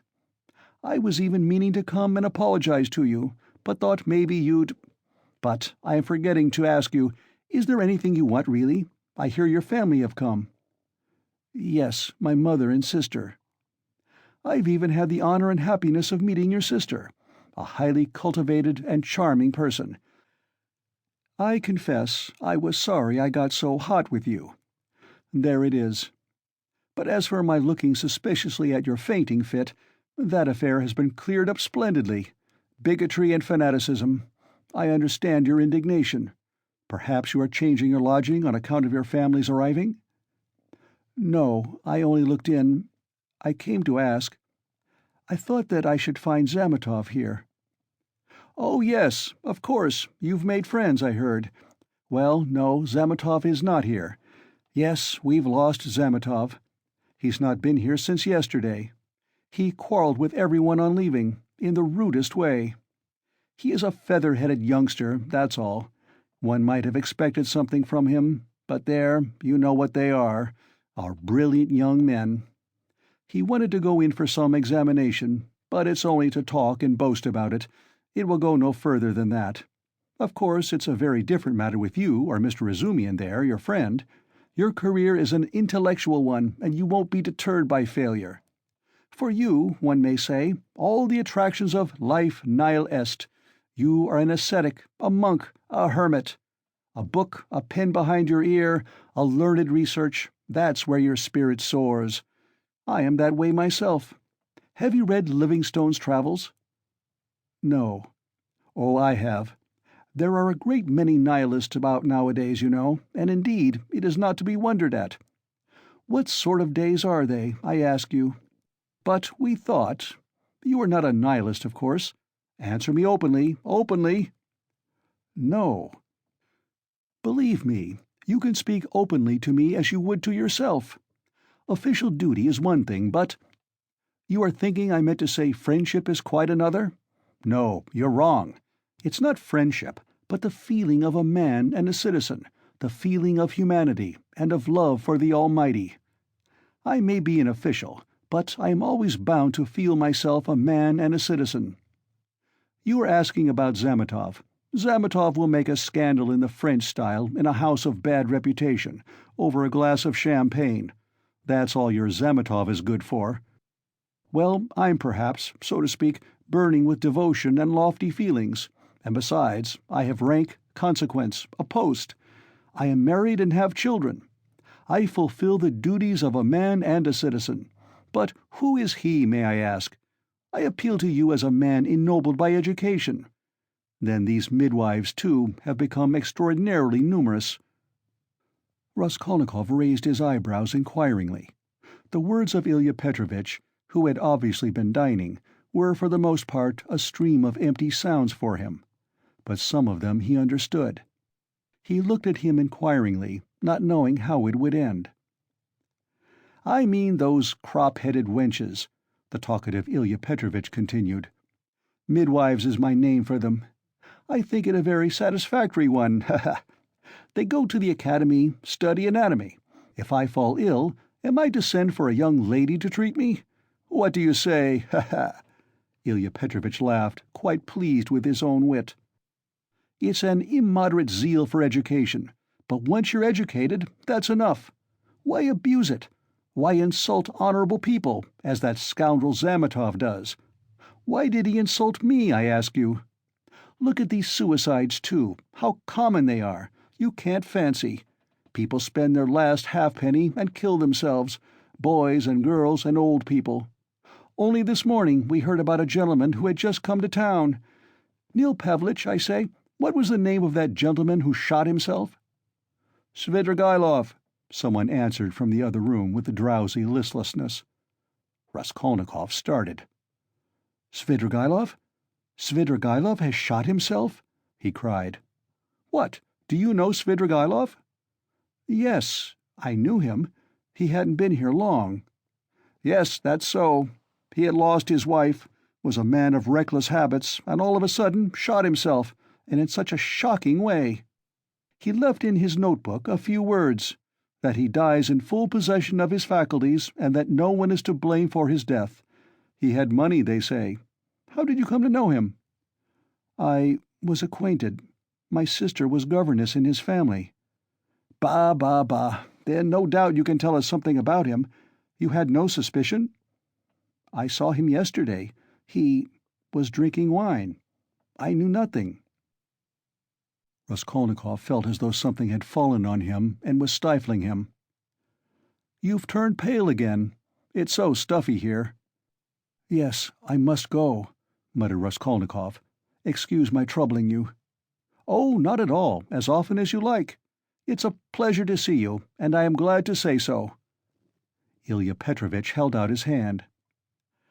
"I came to see Zametov." I understand, and it's a pleasure to see you." "I am very glad. Goodbye." Raskolnikov smiled. He went out. He reeled. He was overtaken with giddiness and did not know what he was doing. He began going down the stairs, supporting himself with his right hand against the wall. He fancied that a porter pushed past him on his way upstairs to the police office, that a dog in the lower story kept up a shrill barking, and that a woman flung a rolling-pin at it and shouted. He went down and out into the yard. There, not far from the entrance, stood Sonia, pale and horror-stricken. She looked wildly at him. He stood still before her. There was a look of poignant agony, of despair in her face. She clasped her hands. His lips worked in an ugly, meaningless smile. He stood still a minute, grinned, and went back to the police office. Ilya Petrovitch had sat down and was rummaging among some papers. Before him stood the same peasant who had pushed by on the stairs. "Hullo, back again? Have you left something behind? What's the matter?" Raskolnikov, with white lips and staring eyes, came slowly nearer. He walked right to the table, leaned his hand on it, tried to say something, but could not. Only incoherent sounds were audible. "You are feeling ill. A chair. Here, sit down. Some water." Raskolnikov dropped onto a chair, but he kept his eyes fixed on the face of Ilya Petrovitch, which expressed unpleasant surprise. Both looked at one another for a minute and waited. Water was brought. "It was I," began Raskolnikov. "Drink some water." Raskolnikov refused the water with his hand, and softly and brokenly but distinctly said, "It was I killed the old pawnbroker woman and her sister Lizaveta with an axe and robbed them." Ilya Petrovitch opened his mouth. People ran up on all sides. Raskolnikov repeated his statement. End of Part 6, Chapter 8.